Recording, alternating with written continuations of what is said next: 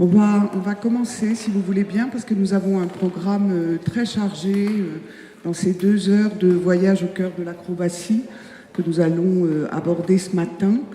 Nous plongerons au cœur de ses racines en Mésopotamie, puis nous voyagerons en Chine, au Japon. Mais parce que voilà, nous allons donc avoir une succession d'interventions. Et puis ce que je vous propose, c'est que selon le temps qui nous reste, à la fin, nous tentions peut-être d'explorer autrement, si vous voulez interroger ce qui se sera dit. Mais je préfère qu'on le fasse peut-être à la fin parce que le temps est vraiment compté dans cette affaire-là ce matin. Mais parce qu'au commencement, il y a le geste acrobatique. Je voulais proposer à Pascal Jacob d'intervenir. Pascal Jacob, qui est co-commissaire de cette expo, acrobate, que vous avez sans doute tous vu, qui est directeur artistique du Cirque Phénix et du Festival mondial du cirque de demain, et qui va donc nous parler des origines du geste acrobatique, du sacré au profane. C'est à toi, Pascal.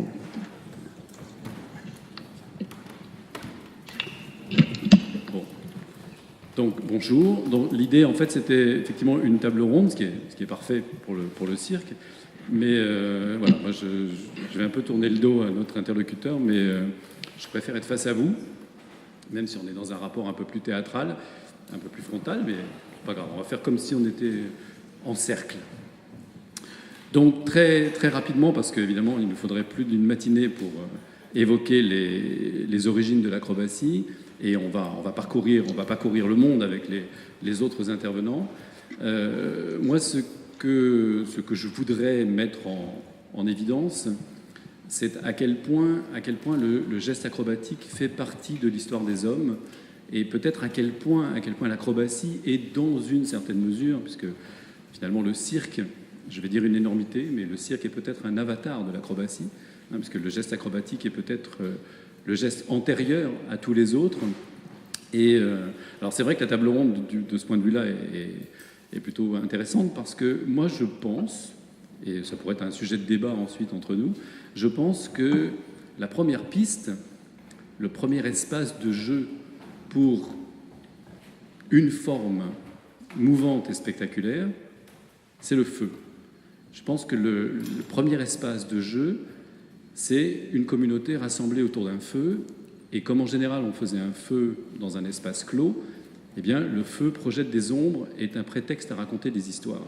Donc c'est une manière de se rassembler autour d'un cercle et de partager un moment avec quelque chose de vivant en perpétuelle déconstruction. Un feu, c'est fascinant. Vous avez déjà regardé un feu, c'est quelque chose de tout à fait vivant et changeant.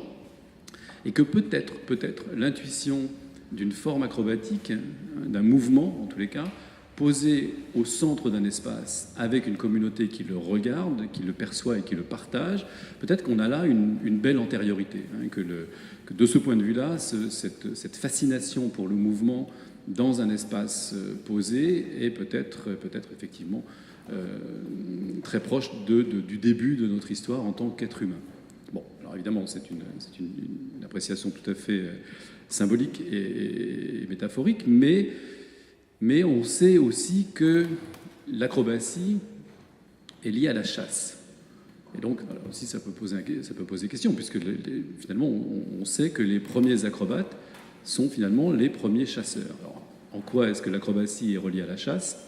Tout simplement parce que quand une communauté d'humains avait quelques difficultés, rencontrait des difficultés pour se nourrir, qu'on avait épuisé toutes les ressources, y compris de monter au sommet des arbres pour surveiller la nature environnante et essayer de trouver une proie, une des manières de se persuader qu'on allait trouver de la nourriture était d'invoquer les dieux.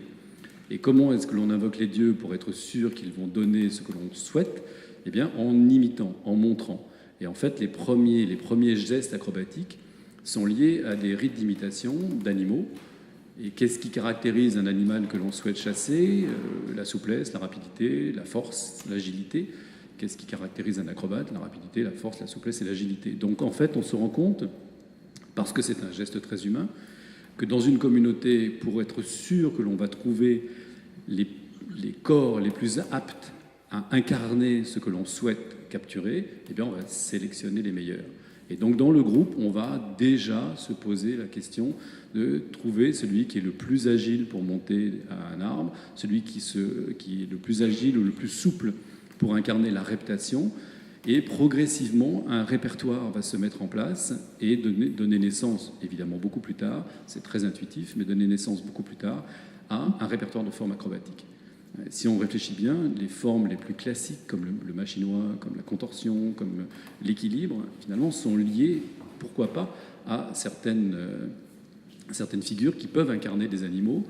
C'est quelque chose de tout à fait évident dans le Kalaripayat indien, qui est l'ancêtre de tous les arts martiaux.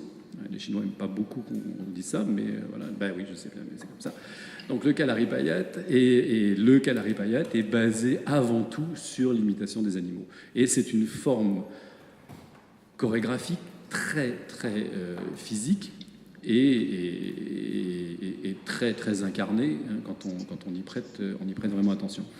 Donc il y a évidemment une évolution qui se fait au moment où des sociétés, des communautés de chasseurs-cueilleurs vont devenir sédentaires, vont devenir agriculteurs, donc n'ont plus le besoin de questionner et d'invoquer les dieux pour pouvoir trouver leur nourriture quand ils ont des difficultés à l'attraper. Donc, progressivement, évidemment, ces rites d'imitation vont se transformer en un répertoire plus profane et vont donner naissance à ce que nous connaissons, c'est-à-dire l'immense répertoire acrobatique qui va se structurer et se raffiner progressivement selon les civilisations, avec des sens évidemment qu'on va lui donner. Donc on va explorer tout ça avec les autres intervenants au fil du temps, au fil des civilisations aussi. Mais ce qui est particulièrement fascinant, enfin de mon point de vue en tous les cas, et ça va être encore plus évident ce matin, c'est la permanence du geste acrobatique à travers le monde, à travers les cultures, à travers les civilisations. C'est-à-dire que, oui, évidemment, le mot acrobate est un mot grec, donc qui nous ramène à une perception occidentale de cette forme, mais on va voir qu'il y a des acrobates bien au-delà des frontières de l'Occident. Il y a des acrobates, on aurait envie de dire, à peu près partout. Et donc cette permanence du geste acrobatique, cette permanence aussi du sens qu'on lui accorde, me semble très importante. Alors, évidemment, nous, on a une vision très spectaculaire du geste acrobatique, même si je reste persuadé que les acrobates d'aujourd'hui, notamment ceux du Centre national, peuvent aussi questionner ces racines très antérieures, hein, c'est-à-dire aller beaucoup plus loin finalement que la simple histoire du cirque, entre guillemets, qui s'étend entre 1768 et aujourd'hui, les deux, sur 250 ans. Je pense que là, ce qui nous intéresse aujourd'hui, c'est de montrer et de se rendre compte à quel point l'acrobatie est largement antérieure aux arts du cirque. Elle est un art du cirque à part entière, mais elle est très antérieure dans sa formulation, dans sa conception, dans son développement. Et je pense que, évidemment, là, d'un seul coup, nous avons une des racines les plus importantes pour comprendre l'impact et la force des arts du cirque aujourd'hui. Je pense que l'acrobatie, de mon point de vue, encore une fois, peut être vraiment considérée comme un alphabet, comme un vocabulaire, comme une manière de construire des phrases, d'écrire des formes, et que de ce point de vue-là, évidemment, elle est d'une richesse absolument incroyable. Alors c'est vrai que quand on pense acrobatie, on pense corps, on pense langage, bien sûr, on pense interprétation aussi. Et de ce point de vue-là, moi j'ai en mémoire quelque chose qui me fascine toujours. Peut-être savez-vous ce qu'est un ding, n'est-ce pas? Un vase rituel chinois, et notamment un vase, enfin, un récipient qui était très prisé sous la dynastie Han. Et le ding, en fait, est un vase tripode, donc à 3 pieds, avec 2 anses. Et quand on fait un tout petit effort d'imagination, alors évidemment, on n'a pas de ding sous la main, mais un tout petit effort d'imagination, les 3 pieds, 2 des pieds pourraient être les bras et les mains, le 3e pourrait être la tête, et les anses qui sont assez hautes pourraient être les jambes. Et en fait, quand on plisse les yeux et qu'on fait un tout petit effort d'imagination, eh bien, quand on regarde un ding, en fait, on voit un acrobate qui fait un équilibre sur la tête en appui sur les mains avec les jambes tendues. Qu'est-ce que cela signifie? Cela signifie que le ding a longtemps été utilisé comme un objet transactionnel pour relier le monde des morts et des vivants, et que donc un acrobate qui prend cette posture dans une cérémonie et finalement évoque aussi cette période. Donc de ce point de vue-là, l'acrobatie peut être génératrice de sens, elle peut être reliée à quelque chose de beaucoup plus important et beaucoup plus dense que simplement une posture. Et je pense que c'est cette dimension-là qui est la plus intéressante pour l'acrobatie contemporaine, parce que d'un seul coup, ça donne évidemment une profondeur au geste, et on n'est plus simplement dans une illustration, mais on est dans quelque chose qui va nous raconter une histoire et qui va surtout nous permettre de nous connecter finalement à une immense aventure, à une immense geste qui, encore une fois, a pris racine il y a plusieurs milliers d'années. Donc nous parlons vraiment d'une forme très très largement antérieure aux arts du cirque. Et l'acrobatie, progressivement, va intégrer différentes sphères de la société. Donc c'est un art de cour, très largement, en Asie notamment. C'est une forme très populaire ou largement popularisée plutôt en Occident. Et évidemment, des formes qui jusque-là pouvaient être considérées comme autonomes, puisqu'évidemment, on a évoqué l'idée du répertoire. Donc l'acrobatie, ça n'est pas simplement une acrobatie au sol, ça peut être aussi ses développements, notamment la danse de corde, qui est évidemment une forme d'acrobatie raffinée. Ces formes-là vont être présentées dans des contextes très très différents. Et à partir du XVIIIe siècle, leur histoire va changer, puisque de forme indépendante et parfaitement autonome, avant le XVIIIe siècle, un acrobate est un acrobate, un danseur de corde est un danseur de corde, un contorsionniste est un contorsionniste. À partir du XVIIIe siècle, et a fortiori à partir du XIXe siècle, ces formes vont devenir des techniques de cirque, vont être absorbées par la piste, par ce monde en marche, et vont devenir progressivement des symboles de cirque, vont être, alors c'est pas très joli à entendre, mais vont être phagocytés par le cirque, vont perdre leur autonomie et vont se retrouver comme des éléments, comme des ingrédients pour écrire un spectacle. Ce qui nous intéresse, et ce sera ma conclusion, pas mal, ce qui nous intéresse, c'est qu'aujourd'hui, dans les écoles de cirque contemporain, des écoles d'art, eh bien, on se réapproprie finalement l'autonomie et l'indépendance du geste acrobatique. On se détermine vers des spectacles qu'on appelle monodisciplinaires, c'est-à-dire qu'on redécouvre finalement cette antériorité du geste acrobatique qui, lorsque le jongleur ne connaissait pas le cirque, lorsque le danseur de corde ne connaissait pas la piste, lorsque l'acrobate n'avait pas encore la possibilité de se produire dans un cercle, eh bien, ils étaient des formes autonomes à part entière, avec une intégrité, avec une écriture qui leur était propre. Et je crois qu'aujourd'hui, et je trouve ça plutôt très intéressant, eh bien, cette acrobatie multimillénaire est en train de se réécrire, de se réinventer, à partir évidemment de ces bases, mais avec une vision qui l'ancre au monde d'aujourd'hui et qui lui donne évidemment une richesse tout à fait extraordinaire. Merci.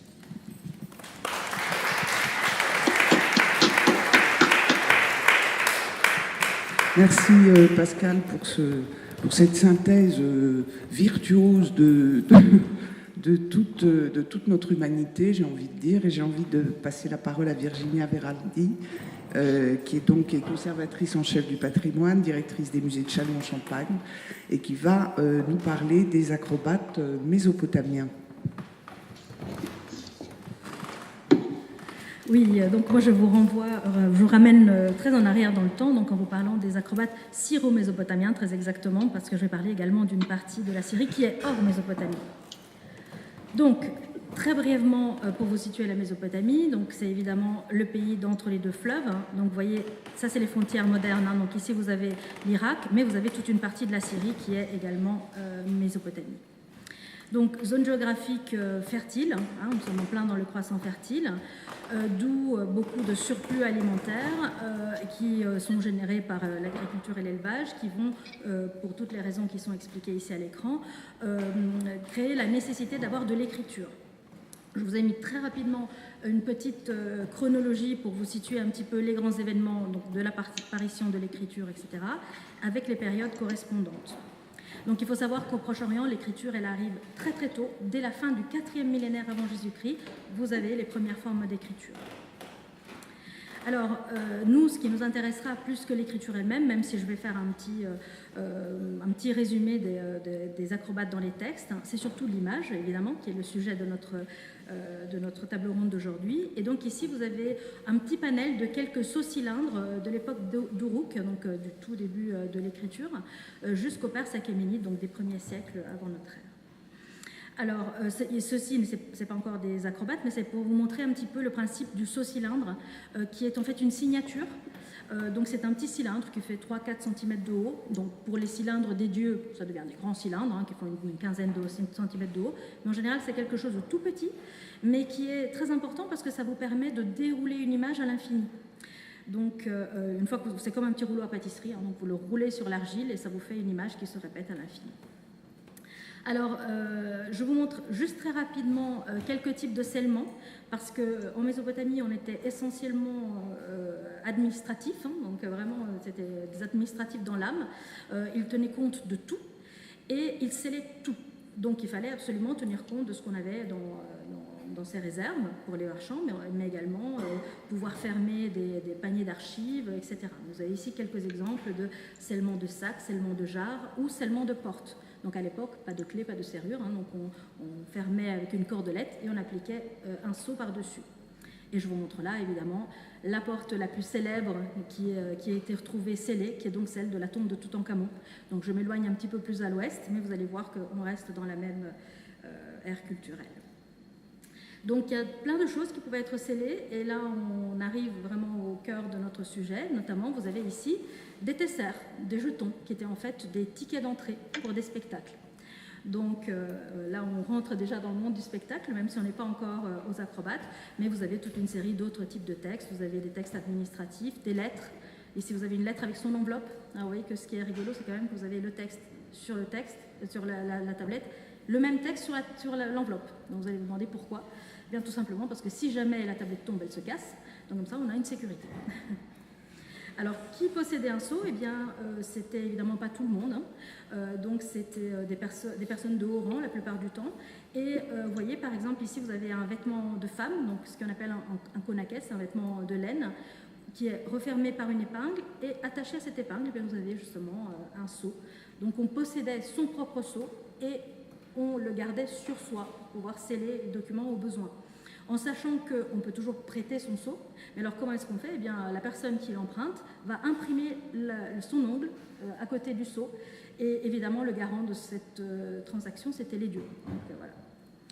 Alors, j'en arrive à mes acrobates syro-mésopotamiens. Et en fait, nous, en Mésopotamie, on a deux types d'informations. Donc, comme je vous disais, on a à la fois les textes et on a les images. Alors, malheureusement, on n'est pas aussi riche en Mésopotamie de belles images peintes comme on en a en Égypte. Hein, pas de tombes en pierre gravées dans la roche, de temples construits, etc. L'essentiel de notre iconographie provient principalement de la glyptique, donc de toutes ces scènes miniatures déroulées sur les sceaux cylindres. Alors donc, comme je vous le disais, je ne vais pas rester très longtemps sur les textes, mais il faut quand même essayer de voir qui étaient ces acrobates et à quoi ils servaient. Parce qu'en fait, Pascal en a déjà parlé il y a un instant, le rôle de l'acrobate n'est pas seulement celui d'amuser. Il a aussi des rôles qui sont liés au monde du divin, au monde de la religion. Et c'est particulièrement le cas en Mésopotamie. Donc ici vous avez trois types d'acrobates qui sont décrits dans les textes, donc les hupki ou hupum, les aluzinum et les shaumashi. Alors les hupki ou hupum, c'est vraiment l'acrobate au sens propre. Ce qui est intéressant, c'est que le verbe hub, donc vous voyez ça c'est le signe pour hupum, le verbe hub ici peut signifier entasser. Donc déjà, est-ce qu'on se dit, est-ce que par hasard, ça ne pourrait pas être des pyramides humaines qui seraient impliquées par ce terme de hupum? Mais en fait, on peut aller que par supposition. Mais il y a une autre proposition qui est ce que vous voyez là, qui est le terme kab, dont je vais vous parler dans un instant, qui signifie l'aile. Tout ce qu'on sait pour ces acrobates, c'est que en fait, ils étaient liés au palais, que leur travail était dur, qu'ils avaient un long entraînement qui commençait dès l'enfance et qu'ils étaient payés par le palais et le temple. Les Aluzinum, alors là, c'est un peu plus compliqué pour le terme, parce qu'en fait, le mot Alan, que vous voyez ici, donc c'est la composition de Alan et de Zou, ce que vous voyez là. Ah, ça ma flèche ne se voit pas, visiblement. Donc, le terme Alan signifie en fait statue. Donc c'est assez étonnant pour des acrobates qui sont censés bouger.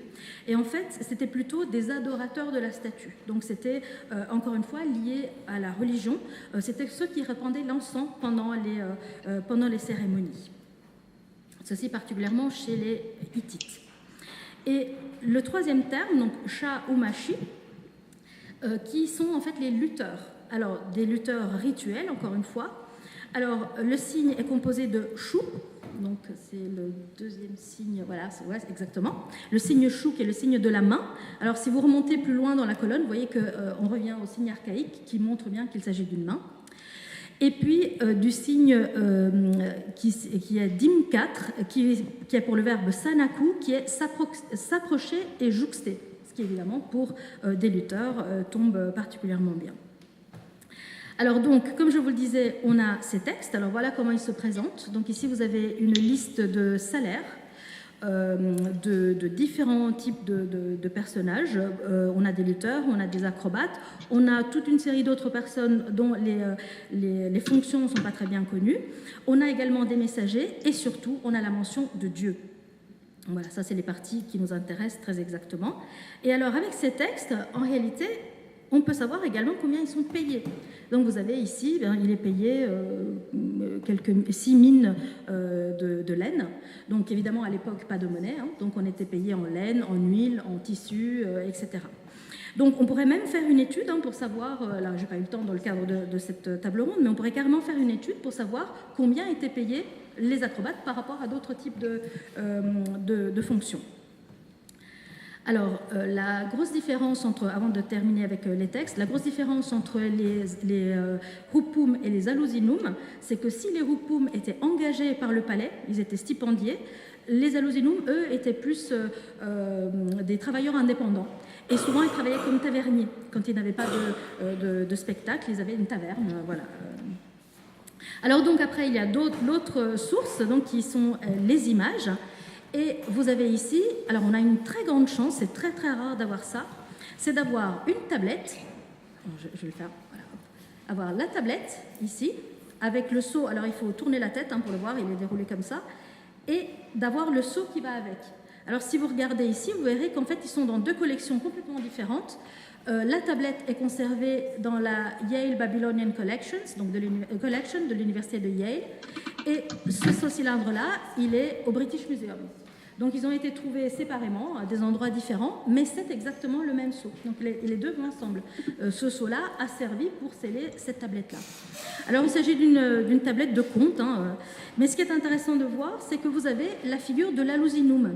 Vous voyez en fait ces aluzinum qui étaient censés danser, bouger frénétiquement, et ils portaient des ailes. Donc ils étaient toujours représentés avec des ailes.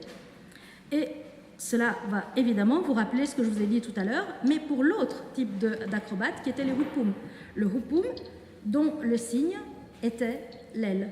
Vous voyez, donc il y a quand même des relations entre le texte et l'image qui ne sont pas toujours évidents, mais voilà, on peut en trouver quelques-uns. Donc ici, vous avez l'autre type d'acrobates qui sont ces lutteurs qui font ces jouxtes, si vous voulez, acrobatiques. Donc ici, vous voyez ce qu'on appelle les acrobates au claquoir, qui est une petite plaquette en argile qui est conservée au Louvre, donc il doit faire une dizaine de centimètres de haut, où vous avez ces personnages en train de s'affronter rituellement. Et j'ai pu retrouver d'autres images où vous voyez des personnages en train de lutter avec des poignards, cette fois-ci. Donc vous les voyez là et là. Et encore une fois, ce qui est intéressant, c'est que vous voyez à chaque fois des symboles qui sont liés à des divinités. Donc la divinité est toujours présente dans les représentations. Et puis, On a d'autres types d'acrobaties qui, eux, par contre, ne sont pas du tout cités dans les textes, enfin, dans l'état actuel de nos connaissances, parce qu'on peut toujours trouver de nouveaux textes qui parleraient d'acrobates. Et c'est une scène qui est extrêmement connue, qui est la scène du saut au taureau. Donc ici, vous avez un très beau saut qui est conservé au Metropolitan Museum of Art de New York, où vous avez effectivement des personnages en train de faire un saut au taureau. Donc vous en voyez un qui tient le taureau par les cornes et deux sur le dos du taureau. On va en reparler dans un instant. La même scène se retrouve également sur d'autres sauts, notamment celui qui est conservé ici à la Bibliothèque nationale de France et celui-ci qui est au musée d'Antakya. Voilà, vous avez le détail de ces acrobates sur le taureau et vous voyez encore une fois, cette fois-ci c'est le symbole Ankh, vie en égyptien. Alors cette scène du saut au taureau, en fait c'est une scène que l'on retrouve dans tout le bassin méditerranéen. On ne le retrouve pas seulement en Syrie, mais on le retrouve par exemple ici en Anatolie. Alors là, il faut jouer un petit peu d'imagination, parce que vous voyez que le vase est extrêmement fragmentaire. Et voici donc la restitution qui en a été faite, évidemment sur la base d'autres exemples, sur d'autres types d'objets, où vous voyez un acrobate qui est à la fin de son saut. Donc il est en train de retomber à l'arrière du taureau. Ici, vous avez un autre type de saut au taureau, toujours en Anatolie. C'est le vase de Hüseyin Dede Tepesi, donc qui est un vase hittite du XVIIe siècle avant Jésus-Christ. Et voici le détail où, encore une fois, vous voyez la décomposition du mouvement. Vous avez le personnage qui saute par-dessus le taureau, et là, il retombe à l'arrière du vase. Enfin, du taureau, pardon. Donc ici, vous avez toujours des scènes de saut au taureau, mais qui cette fois-ci proviennent de Grèce et de Crète. Donc ici, voilà, toujours une œuvre qui cette fois-ci est au British Museum. Là, vous avez les pieds, là, vous avez le personnage qui saute par-dessus les cornes du taureau. Cette partie-là est perdue, mais on peut très bien comprendre le mouvement. Donc là, il est en train de sauter à l'arrière. Et à côté, le très célèbre, soi-disant nageur, là, ça ne marche pas très bien, vous voyez à droite, le soi-disant nageur de Knossos, qui en fait, en réalité, était encore une fois un personnage qui faisait le saut au taureau. Donc on avait interprété, parce vous voyez là, c'est encore l'ancienne image quand on le montrait plongeant vers le bas, parce qu'on croyait qu'il était en train de sauter dans l'eau, et en fait pas du tout, c'était un saut au taureau. Et voilà, ça c'est probablement la scène la plus célèbre, donc le saut au taureau du palais de Knossos en Crète, donc on est vers 1500-1400 avant Jésus-Christ, et la même sur cette bague cachée de Aciné en Grèce, donc 15e siècle avant Jésus-Christ. Et pour boucler la boucle du bassin méditerranéen, on passe en Égypte. Alors ça, c'est des fragments d'une fresque, alors pas très lisible, me direz-vous comme ça. Et bien voilà la reconstitution de la scène. Donc évidemment, on peut reconstituer toutes les parties manquantes, donc ce n'est pas totalement imaginaire ce que vous voyez là, mais ce qui vous permet donc de voir ce mouvement des sauteurs au taureau. Donc ici, on est toujours au XVe siècle avant Jésus-Christ. Et enfin, toujours en Égypte, vous avez ici une œuvre en bois, cette fois-ci, où voici le déroulé de la scène. Donc c'était ma petite animation que je vous avais montrée tout à l'heure. J'avais repris la partie droite de cette image. Donc voici pour synthétiser en fait le fameux saut au taureau. Vous voyez, vous avez le saut simple, où un personnage saute par-dessus le taureau. Et puis vous avez des scènes qui sont un peu plus compliquées. Vous voyez, par exemple, ici, en général, on dit qu'il y a un personnage qui tient les cornes du taureau pendant que deux autres font une acrobatie. Alors je défie quiconque de tenir un taureau par les cornes pendant que deux autres personnes font des acrobaties dessus. Je pense qu'il est beaucoup plus probable qu'en fait, il s'agit d'une décomposition du mouvement, que la personne prenait appui sur les cornes, faisait une acrobatie, enfin se mettait à la verticale sur le taureau, tournait sur elle-même et retombait à l'arrière. Et voici donc la fin du mouvement avec le vase de Hüseyin Dede Tepesi, où on a aussi une scène qui n'est pas représentée, c'est le retournement de l'acrobate avant de retomber à l'arrière, parce que sinon il retomberait dans l'autre sens, s'il ne se retournait pas. Et puis, on a aussi des unicums. Donc ici, on a une scène qu'on a trouvée sur un seul sceau provenant de Syrie, qui est dans une collection privée, où vous avez en fait plusieurs scènes. Vous avez tout d'abord un personnage qui a l'air de tourner sur lui-même, sur la tête. Vous avez un autre personnage qui fait également un saut, mais cette fois-ci non pas sur un taureau, mais sur un bouquetin, donc toujours un animal à cornes, et toujours en présence d'une divinité. Donc cette divinité, c'est la divinité des millions d'années que l'on retrouve en Égypte. Donc, et en Égypte et en Mésopotamie, on s'empruntait très souvent les symboles de divinité. Donc pour terminer, en fait, je voulais juste vous montrer un petit peu cette répartition des types d'acrobaties au Proche-Orient et dans la Méditerranée. Donc vous avez tout d'abord les fameux Shaoumachi, Aluzinum et Hupum qui sont attestés, donc on les a dans les textes en Mésopotamie. De l'autre côté, vous avez, pardon, j'ai utilisé la mauvaise flèche, vous avez les scènes de saut au taureau que l'on ne retrouve pas dans les textes, mais par contre que l'on voit dans les images dans tout le bassin méditerranéen. Et enfin, vous avez cet unicum de ce petit saut où vous avez deux types d'acrobatie. Et il est certain qu'en cherchant encore dans la glyptique, on arrivera à en trouver beaucoup d'autres. Merci.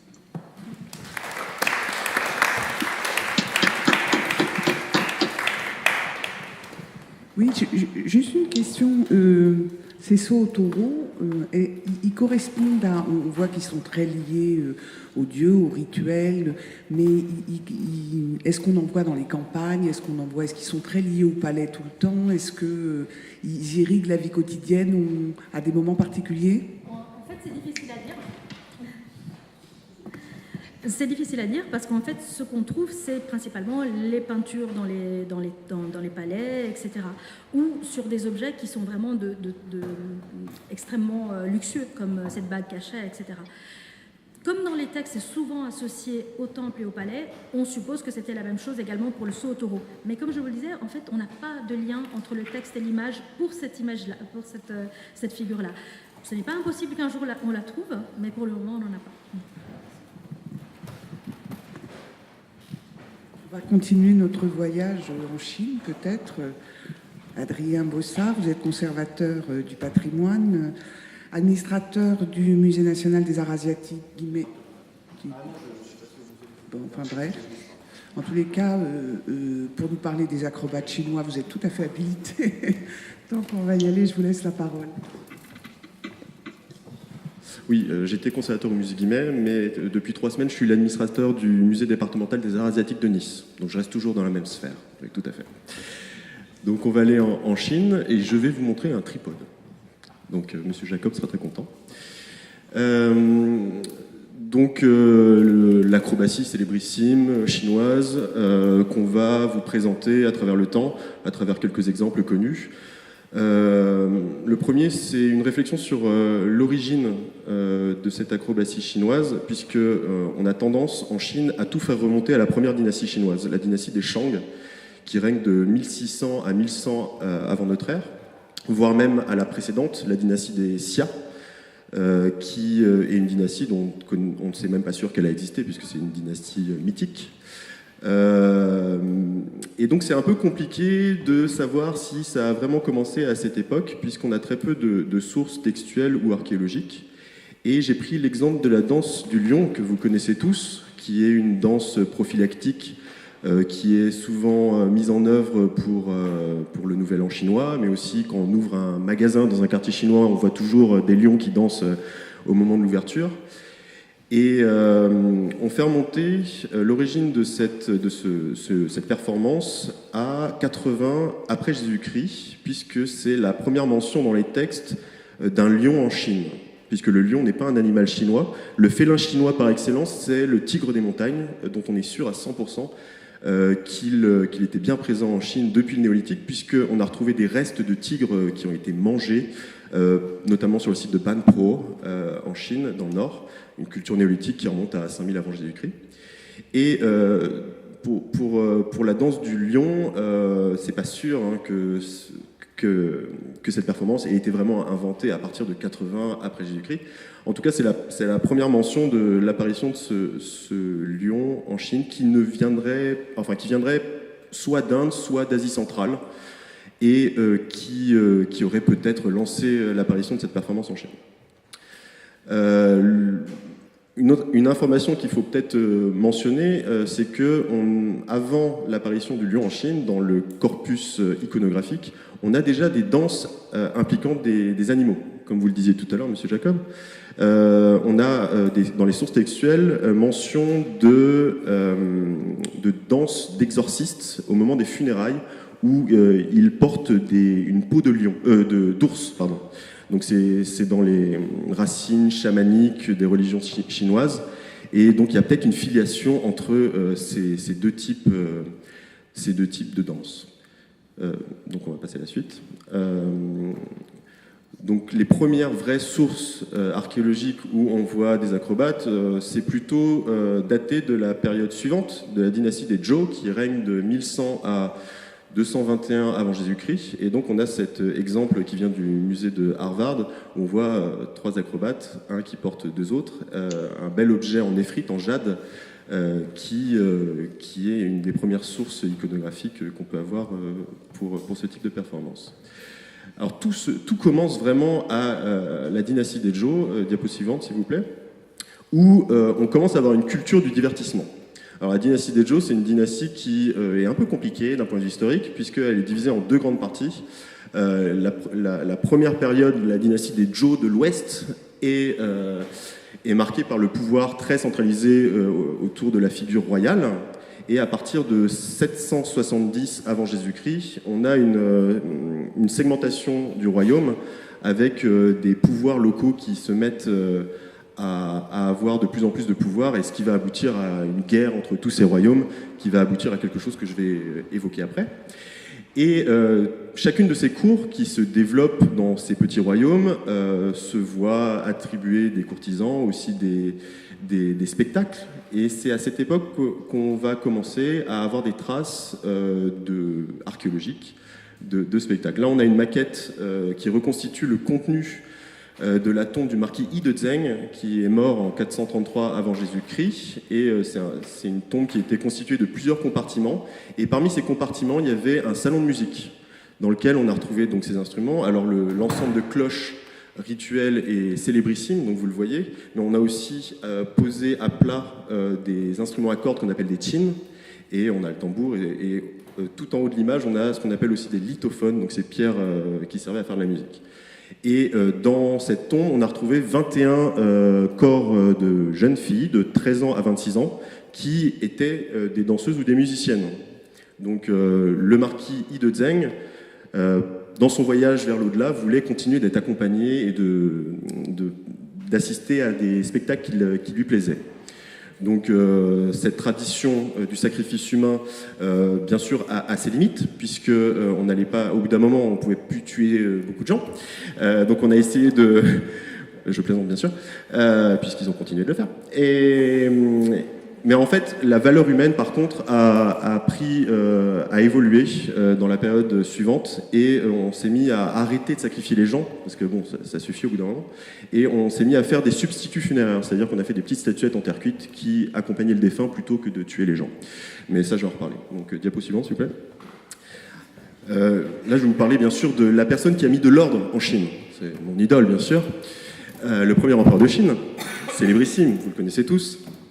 Et alors c'est lui qui était un roi aussi d'un de ces royaumes qui segmentait la Chine des Zhou. Et il a donc conquis toute la Chine pour l'unifier, et il s'est fait enterrer en grande pompe dans un mausolée qui est entouré d'une aire funéraire gigantesque, dont vous avez une image ici. Et dans ce complexe funéraire, qui, je tiens à le rappeler, a été plus ou moins découvert en 1914 par un Français, Cocorico, Victor Segalen, qui a pris une photo en 1914 dans les plaines du nord de la Chine, donc c'est très plat, et puis en plein milieu, il y a une énorme colline. Voilà, c'était le mausolée, connu dès 1914, mais l'aire funéraire a vraiment été découverte en 1974 par hasard, comme vous le savez. Et on a commencé, bien sûr, à explorer cette armée de terre cuite mise en marche pour continuer les conquêtes dans l'au-delà du premier empereur. En 1999, on est tombé sur la fosse des acrobates, la fosse K9901, si je me rappelle bien. Et diapo suivante, on est tombé sur des statues en terre cuite qui étaient très différentes de celles des soldats.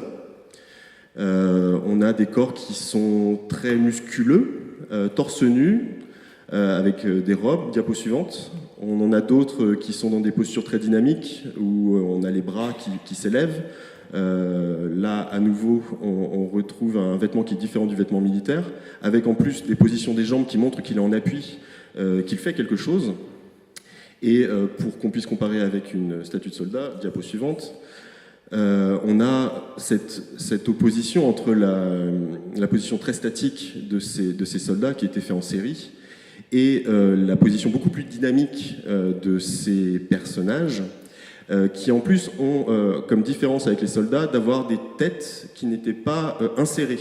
On avait vraiment des têtes qui étaient dans la continuité du corps, or les soldats, eux, avaient des têtes qui étaient faites en série et puis on les posait dans les trous.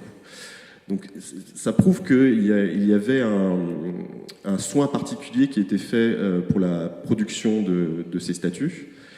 Et diapo suivante, en plus dans cette fosse où on a trouvé 11 personnages de ce type, on a retrouvé un tripode dont parlait M. Jacob, un tripode Ting. Alors les Ting, ce sont des objets qui sont liés au pouvoir. Symbole de légitimité du pouvoir en place, symbole de l'attribution du mandat céleste au pouvoir qui était en place, c'est-à-dire que c'est un pouvoir divin. Et alors moi je ne suis pas tout à fait d'accord avec cette hypothèse de l'acrobate, parce que pour toute intercession entre le ciel et la terre, en fait c'est plutôt la figure royale qui va faire l'intercession, mais c'est une hypothèse qui tient la route quand même, M. Jacob, je vous rassure. Et oui, j'y vais, moi, je m'en fiche. Et on a un caractère chinois qui veut dire roi, Wang en chinois, et c'est 3 barres avec un trait qui les relie, donc le ciel, la terre et l'homme entre les deux qui est la figure royale. Donc voilà. Et donc ce Ting pèse 212 kg, ce qui est relativement lourd, il fait 61 cm de haut. Et il a été retrouvé avec 11 statues très musculeuses. Donc l'hypothèse, c'est que ces statues représentent des hommes forts, qui faisaient des représentations où ils manipulaient un objet très lourd. Là, le Ting, en plus, on est dans une tombe impériale, donc ça a énormément de sens. Et donc ça, c'est une découverte relativement récente des années 90. Ensuite, on passe à la période suivante, qui est celle de la dynastie Han, qui est une forme d'âge d'or de l'histoire chinoise et en particulier de l'acrobatie, parce qu'on a retrouvé énormément d'objets qui illustrent ces performances. Mais un petit rappel qui est ce manuscrit qui a été découvert dans les années 70 à Mawangtui, à Changsha, dans le Hunan, en Chine. Un site extraordinaire où on est tombé sur la tombe de la marquise de Dai, qui est morte, Dai, en 168 avant Jésus-Christ. Et dans cette tombe qui a révélé des vestiges archéologiques incroyables, notamment le corps de la marquise, puisqu'il a été conservé, momifié d'une certaine manière par accident. Je suis allé la voir une fois, c'est assez flippant, je vous conseille d'y aller. On voit encore ses ongles, ses cheveux et tout ça, c'est assez flippant. En tout cas, dans les objets qui l'ont accompagné dans l'au-delà, on est tombé sur des manuscrits qui étaient dans des états aussi fragmentaires que la fresque de Virginia. Et donc ça a pu être reconstitué. Et là, on a le Taoyin Tu et 44 postures liées au Taoyin, qui est l'ancêtre du Qigong. Donc c'est pour montrer que très tôt en Chine, on a théorisé la maîtrise du corps et du souffle. Et cette maîtrise du corps est essentielle, bien sûr, pour l'acrobatie. Diapo suivante, s'il vous plaît. Alors ces acrobates, on les voit sur des objets funéraires qui accompagnent donc, le défunt dans son voyage vers l'au-delà. Et dans la même logique que ce marquis Yi de Zheng, qui en 433 partait avec ses musiciennes pour pouvoir profiter encore de leur spectacle, bah là on va arrêter de sacrifier et on va faire des substituts funéraires, ce qu'on appelle en chinois des mingqi, des objets de lumière. Et donc là, on a typiquement un objet qui va représenter des acrobates. En plus, il y a une fonction qui est attribuée à ce vase lien, qui est de boire de l'alcool fermenté. Ça ne devait pas être super à boire, mais bon, il partait quand même avec. C'était utilisé pour faire des rituels dans le cadre des funérailles. Diapo suivante. Et là, on a une œuvre qui est exposée dans l'exposition.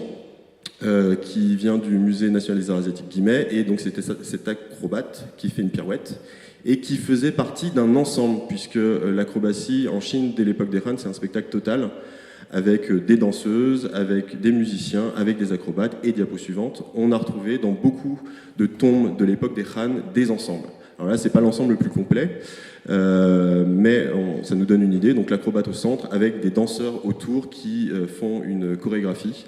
Et souvent, on a des corpus plus denses dans les tombes Han, où on a aussi des musiciens qui tapent sur des tambours, qui jouent sur des cloches, et on a plus d'un acrobate qui fait le spectacle. Mais ça dépend de l'importance du personnage qui est enterré.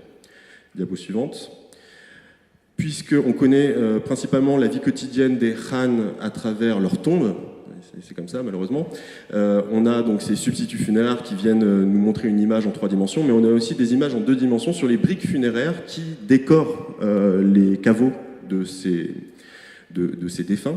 Et on retrouve à nouveau des scènes où les personnages à gauche assistent à une performance mêlant danse dans la partie inférieure et manipulation d'objets sur la partie supérieure.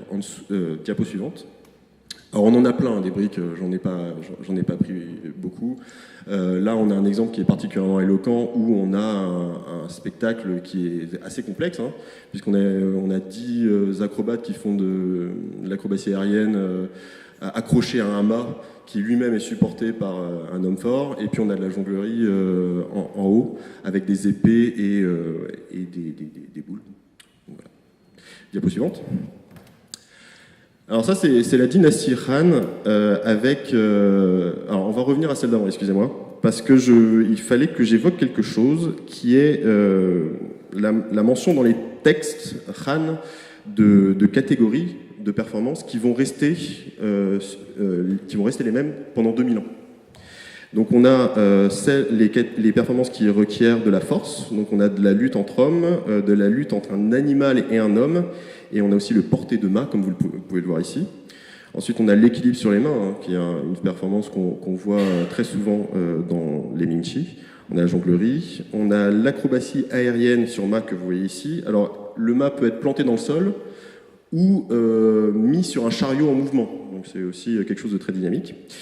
Ensuite, on a la voltige avec des numéros de domptage et on a enfin la magie. Donc ce sont ces catégories qui, établies il y a 2000 ans, vont rester les mêmes jusqu'à la dynastie Qing, qui est la dernière dynastie chinoise. Diapo suivante. Alors là, on est à la dynastie Tang qui commence en 618 après Jésus-Christ, et vous remarquez qu'il y a un petit temps entre la fin des Han en 220 et la dynastie Tang en 618. Et c'est lié à, bien sûr, comme d'habitude, un empire qui se morcelle avec l'apparition de différents pouvoirs, et on attend la nouvelle dynastie qui va mettre de l'ordre et unifier le pays. La dynastie Tang, c'est le deuxième âge d'or de l'histoire de l'empire chinois. Et quand ils finissent par réunir l'empire après la dynastie Sui qui avait déjà commencé le travail, on va avoir un pouvoir fort qui va s'installer à Chang'an, qui est le nom antique, le nom ancien de Xi'an, la capitale de quelle province, je ne sais plus, du Shanxi, pardon, où il y a l'armée de terre cuite. Donc c'est une ville très importante, historique. Et Chang'an, c'est la plus grande ville du monde à cette époque, avec 2 millions d'habitants, et c'est le point d'arrivée des routes de la soie. Alors, c'était déjà le cas à l'époque des Han, mais à l'époque des Tang, ça prend des proportions énormes. Et la capitale Chang'an devient une capitale mondiale, cosmopolite, avec des gens qui viennent de partout dans le monde, avec beaucoup de commerçants qui viennent d'Asie centrale, qui arrivent avec leurs denrées dans la capitale pour faire du commerce. Et bien sûr, via ces routes de la soie, on a aussi des traditions circassiennes, j'oserais dire, qui arrivent en Chine et qui finissent par se mêler avec les traditions locales.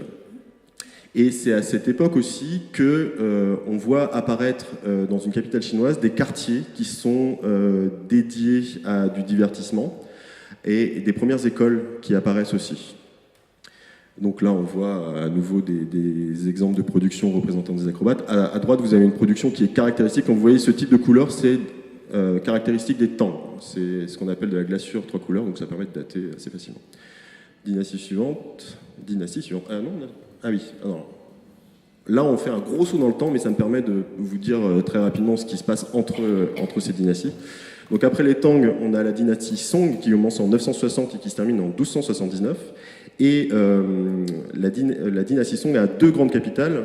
La première, c'est Kraifeng, et la deuxième, c'est Lin'an. Et l'acrobatie va bénéficier de quelque chose qui est l'ouverture à la vie nocturne dans les capitales chinoises. Chang'an, c'était une ville aristocratique, la capitale des Tang, où les quartiers étaient fermés la nuit, on ne pouvait rien faire.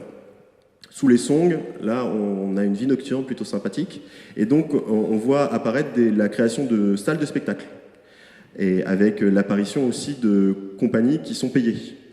Donc ça va être les bases pour la suite, et on voit aussi apparaître une fusion entre les traditions d'acrobates et les traditions théâtrales et musiciennes, et on va avoir des spectacles qu'on appelle Zaju, qui vont commencer à apparaître à cette époque, avant de vraiment connaître un âge d'or lors de la dynastie suivante, celle des Yuan. La dynastie Yuan qui commence en 1279 et qui se termine en 1368. La dynastie Yuan, c'est une dynastie qui est particulière, puisque c'est une dynastie qui n'est pas chinoise, c'est une dynastie mongole. Donc dans la continuité des conquêtes de Gengis Khan, on a une dynastie mongole qui règne sur la Chine pendant un siècle. Et à nouveau, on va avoir beaucoup d'acrobates qui vont venir de l'Ouest, puisque l'Empire mongol, c'est un des empires les plus grands qu'ait connu l'histoire humaine. Et à titre d'exemple, ils étaient tellement forts pour la communication et pour le transport qu'on pouvait envoyer un courrier important de Bagdad à Pékin en une semaine, grâce à leur système de poste, avec des chevaux qui étaient changés à chaque poste. Donc ce réseau de transport a permis aussi de faire venir beaucoup de choses à Pékin, notamment.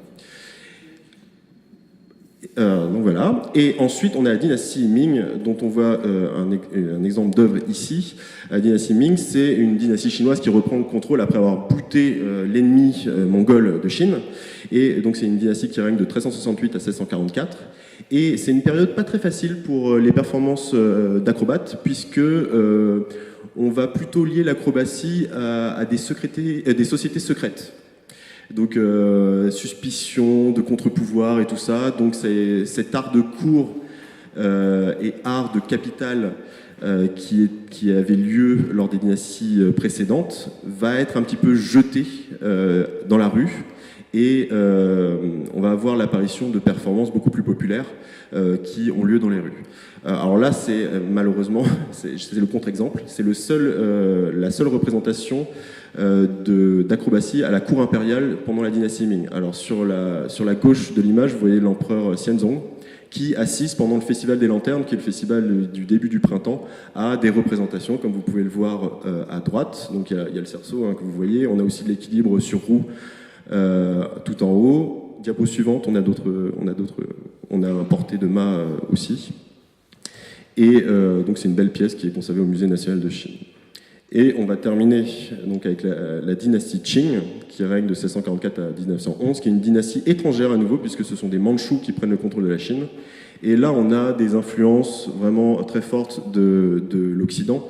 Les empereurs mandchous étaient de grands admirateurs de ce qui se faisait en Occident, donc ça a favorisé des échanges. Et là, on a, dans un style à l'occidental, une pyramide humaine qui est représentée, et diapo suivante. Là, c'est purement chinois, avec une porcelaine qui est conservée au Metropolitan Museum. On voit un porté dans la rue, puisqu'on est plutôt sur du spectacle de rue à l'époque des Qing, puisque en 1727, on a la fermeture de l'école impériale, qui marque vraiment, qui est un événement important pour l'histoire de l'acrobatie en Chine, puisque ça crée une cassure entre le pouvoir impérial et le cirque. Et là, l'œuvre qui est dans l'exposition, qui est donc une partie, un détail d'un rouleau horizontal qui fait 6 mètres, 7 mètres de long, qui s'intitule « À la recherche des sages » et qui montre en réalité, qui a pour sujet des concours de mandarins à Nanjing, qui était une grande capitale du sud de la Chine.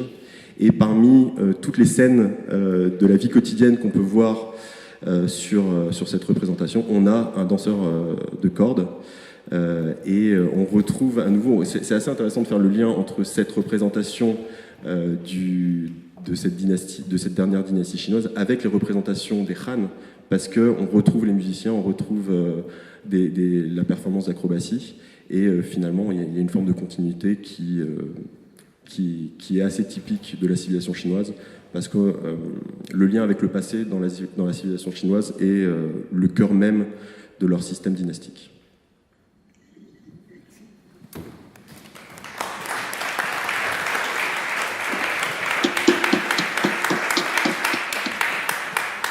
Oui, on voit assez bien comment on est passé au fond d'une acrobatie au service du sacré, très liée au rituel, à une acrobatie de spectacle, avec une sophistication du geste. Donc on fait un parcours comme ça qu'on va poursuivre au Japon. Merci Alexis Daucourt de votre patience. Vous nous entendez toujours ? De rien. Bonjour. Donc voilà, nous sommes en lien avec Kansai au Japon, et vous allez nous parler des acrobates japonais. Je ne sais pas si vous voulez rebondir sur ce qui s'est passé, sur ce que nous a dit Adrien Brossat sur la Chine, mais on vous laisse la parole. Oui, j'ai beaucoup de choses beaucoup de questions que je voudrais poser sur la Chine, après si on a le temps. Je ne sais pas si... Est-ce qu'il y a quelqu'un qui s'occupe du PowerPoint ? Oui, il suffit qu'ils me disent nouvelle diapo. D'accord, est-ce que vous pouvez montrer la première image ? Voilà. Alors normalement, vous voyez deux images très différentes, une de 1857 et une de 1907. Donc, excusez-moi, moi je vais parler d'un espace de temps très limité, je vais dire 80 ans. Mais ce que je trouve extraordinaire avec les acrobates japonais, c'est qu'on a deux types d'images. On peut comparer des images japonaises et des images occidentales. Et ce que je voudrais faire aujourd'hui, c'est essayer de vous montrer comment on passe d'un type d'image à l'autre. J'insiste que l'image de droite, elle a l'air très amusante. Peut-être qu'en descendant, je vais essayer de montrer que ce n'est pas le cas à mon avis. Est-ce qu'on peut voir la diapositive suivante ? Oui. C'est bon. On l'a. Voilà, donc pardon, ici c'est du texte, c'est juste pour montrer la situation du Japon qui est assez extraordinaire. Les Occidentaux sont arrivés au Japon au milieu du XVIe siècle. Ils ont eu une grande influence sur l'histoire japonaise pendant 100 ans. Ils ont vraiment joué un rôle très très important au niveau des luttes de pouvoir, mais le rôle était tellement important qu'on les a pris parti. C'est simplement la question. Pas seulement parce qu'ils étaient chrétiens, mais parce qu'ils ont bouleversé les équilibres régionaux. Et donc, vous voyez que pendant 200 ans, le Japon a été complètement, enfin pas complètement, mais presque complètement coupé du reste du monde. Mais en Europe, la mémoire restait présente parce que le Japon était associé à des martyrs chrétiens qui avaient été torturés afin d'extirper la religion chrétienne du Japon. Et puis, en 1854, les Américains arrivent à forcer l'ouverture des ports japonais. Donc, il y a des Japonais qui vont aller à l'étranger et des étrangers qui vont venir au Japon. Et ça a représenté un très très grand choc. Est-ce que je peux avoir la diapositive suivante ? Voilà. Merci. Voilà. Alors, ce qui est extraordinaire, c'est que le premier passeport japonais, il a été conservé, et puis vous l'avez devant vous, c'est un passeport pour un acrobate. Vous voyez qu'il date de 1866. Ce qui est intéressant aussi, j'essaierai de vous montrer, c'est que le nom de ce monsieur, Tolakishi, va revenir sur beaucoup des estampes que je vais vous présenter. On peut le voir à droite, vous avez un cachet rouge, et puis si vous allez un peu en oblique à gauche vers le haut, il y a un mécanisme plus important, un espèce de carré avec une croix au-dessus. Je ne sais pas si vous arrivez à le voir. On le verra souvent. Ce qui est important, c'est que, en fait, les autorités japonaises, il y a plusieurs Japonais qui sont partis à l'étranger, mais ils étaient ambassadeurs ou diplomates, et donc ils n'avaient pas besoin de passeport. Et puis, les Japonais ont fait qu'il y a eu des personnes privées qui ont voulu sortir du pays, mais les autorités japonaises n'étaient pas contentes, parce que le premier à vouloir demander ce passeport était un acrobate. Et les acrobates faisaient alors partie des déclassés de l'ordre social japonais. L'ordre social japonais de l'époque s'était basé sur d'abord les guerriers, en dessous des guerriers, il y avait les agriculteurs, les fermiers. En dessous des agriculteurs, des fermiers, vous aviez les artisans. Et puis, en dessous, vous aviez les marchands. Donc, vraiment une structure très, très hiérarchisée. Les acrobates étaient complètement en dehors de ce système. Ils étaient appelés innés, ce qui veut dire non humains. Parce que, le l'exposé qu'on a eu sur la Chine vous a montré pourquoi. Et puis deux, ils n'avaient pas de domicile fixe. Ils allaient d'un endroit à l'autre pour montrer leur spectacle. Voilà. Est-ce que je peux avoir la diapositive suivante? Voilà. Merci. Vous voyez ici que c'est un bel ensemble, c'est un triptyque. Moi j'ai l'impression même qu'il pourrait être en 4 parts parce que la liaison entre l'image de gauche et l'image centrale n'est pas parfaite. C'est une très très belle image, mais je insiste que le titre des estampes est en fait un type d'image populaire qui était lié à des moments très très précis, et puis quand on avait fini, on emballait le poisson avec et on s'en débarrassait. Et c'est un des exemples où c'est le regard occidental qui a rendu sa beauté à ces estampes japonaises, qui a convaincu les Japonais qu'ils avaient un art extraordinaire, un art merveilleux chez eux.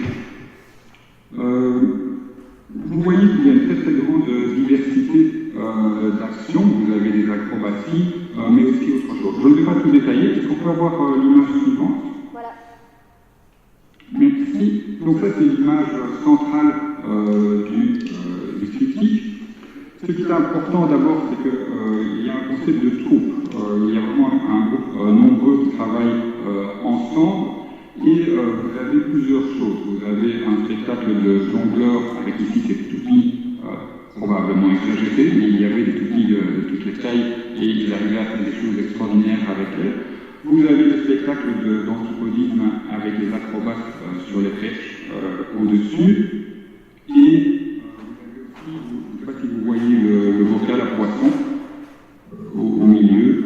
Le bocal à poisson, c'est le symbole d'un tour de magie. Un tour de magie qui consiste à faire apparaître ou disparaître un bocal. Et donc vous aviez à la fois de la magie, des jongleurs et des acrobates.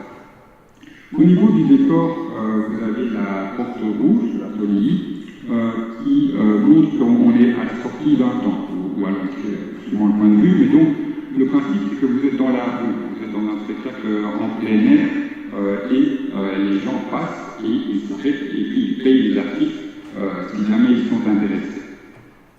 Est-ce que je peux avoir l'image suivante? Voilà.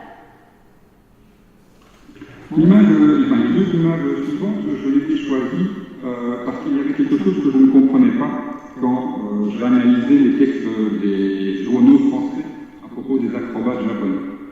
Lorsqu'ils sont arrivés en 1867 en France, ils n'arrêtaient pas de critiquer les spectacles d'acrobates en disant « ces Japonais, qu'est-ce qu'ils sont barbares, qu'est-ce qu'ils parlent, c'est extrêmement ennuyeux ». Je me demandais « mais pourquoi normalement, il ne devrait pas y avoir de discussion quand on a un spectacle d'acrobates ». Vous voyez sur les deux images qu'il y a une personne habillée en noir, avec en tout cas au-dessus. En fait, son rôle est très important. Il est à la fois monumenteur, donc il est la personne qui, au début du spectacle, essaie d'attirer les chalands. On est dans un spectacle de rue, on est dans un quartier où il y a beaucoup de spectacles différents, et donc il y a une compétition entre les acrobates, les femmes à barbe, les lutteuses de sumo, les lutteuses femmes de sumo, les concours de paix, tout ce que vous voulez imaginer, mais il y a une très grande variété de spectacles de rue japonais. Donc la première chose qu'il doit faire, c'est attirer les gens.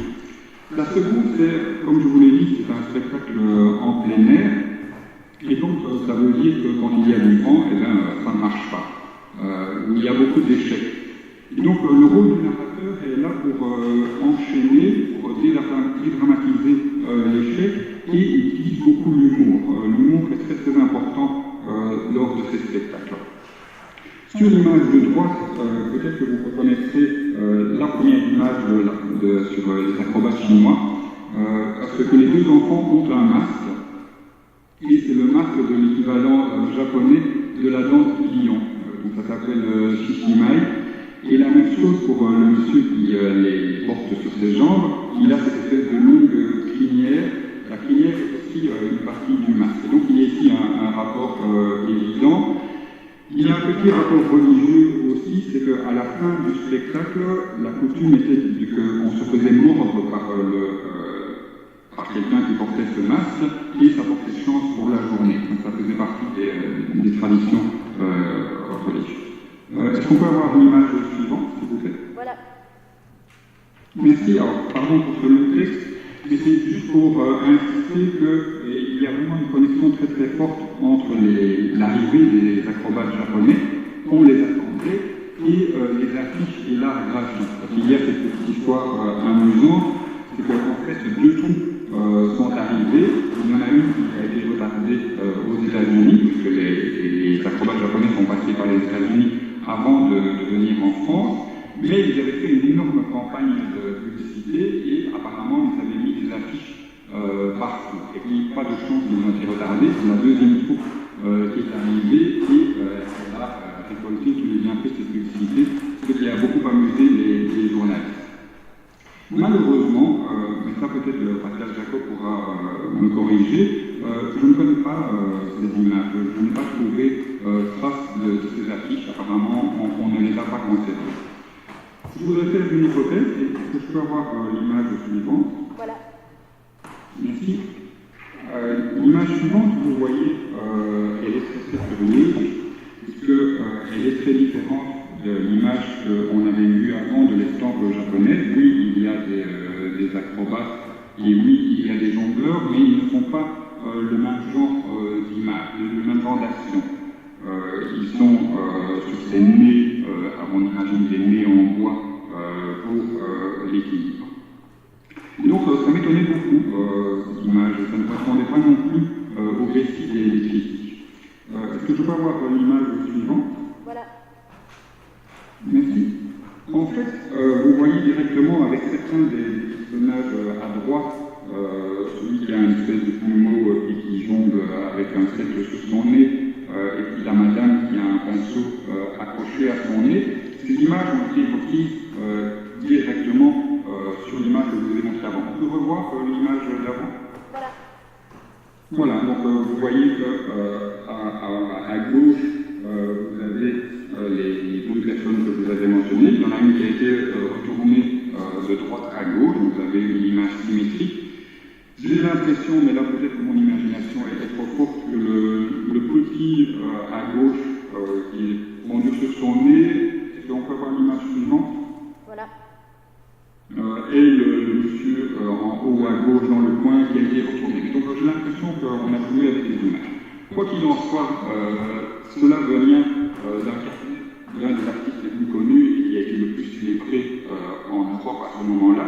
Ça vient du manga de Hokusai. Les mangas de Hokusai, c'est des croquis dessins. Il y a 15 volumes comme ça qui sont très très jolis à admirer et très très longs. Ils passent d'un sujet à l'autre sans explication. Ici, on a des tengu, on n'a pas des acrobates, ce ne sont pas des êtres humains, ce sont des créatures mythologiques qui sont très très joueuses, un peu comme des satyres en Europe. Mais donc, à mon avis, les premières affiches, on a utilisé des motifs célèbres de l'art japonais disponibles en Occident à ce moment-là pour faire des affiches. On n'a pas montré des vrais acrobates. Est-ce que je peux avoir l'image suivante? Voilà. Merci. On revient à une estampe japonaise. Elle est toujours consacrée à la même personne. En fait, en 1857, il y a une troupe très très importante qui est passée de Osaka à Tokyo et ils ont fait toute cette série d'estampes. Donc toutes les estampes que je vous ai montrées jusqu'à présent étaient des publicités pour ce grand mouvement de troupe. Pour vous montrer que les artistes japonais, eux aussi, ont beaucoup d'imagination, en fait, vous avez trois tours ici. Le premier, avec le personnage en dessous, vous voyez qu'il y a des papillons qui tournent autour de lui, et c'est un magicien. C'est un des tours les plus célèbres des artistes de cirque japonais. Ils prennent du papier, le découpent en face de tout le monde, et ils lui donnent à ces morceaux de papier une forme de papillon qu'ils font voltiger. Apparemment, les Pygoues réussissaient à raconter une belle histoire d'amour où il y avait des papillons qui tombaient amoureux et puis évidemment ça se terminait mal. Et donc c'était une histoire romantique et ça se voit avec le rond dans lequel il y a un candy.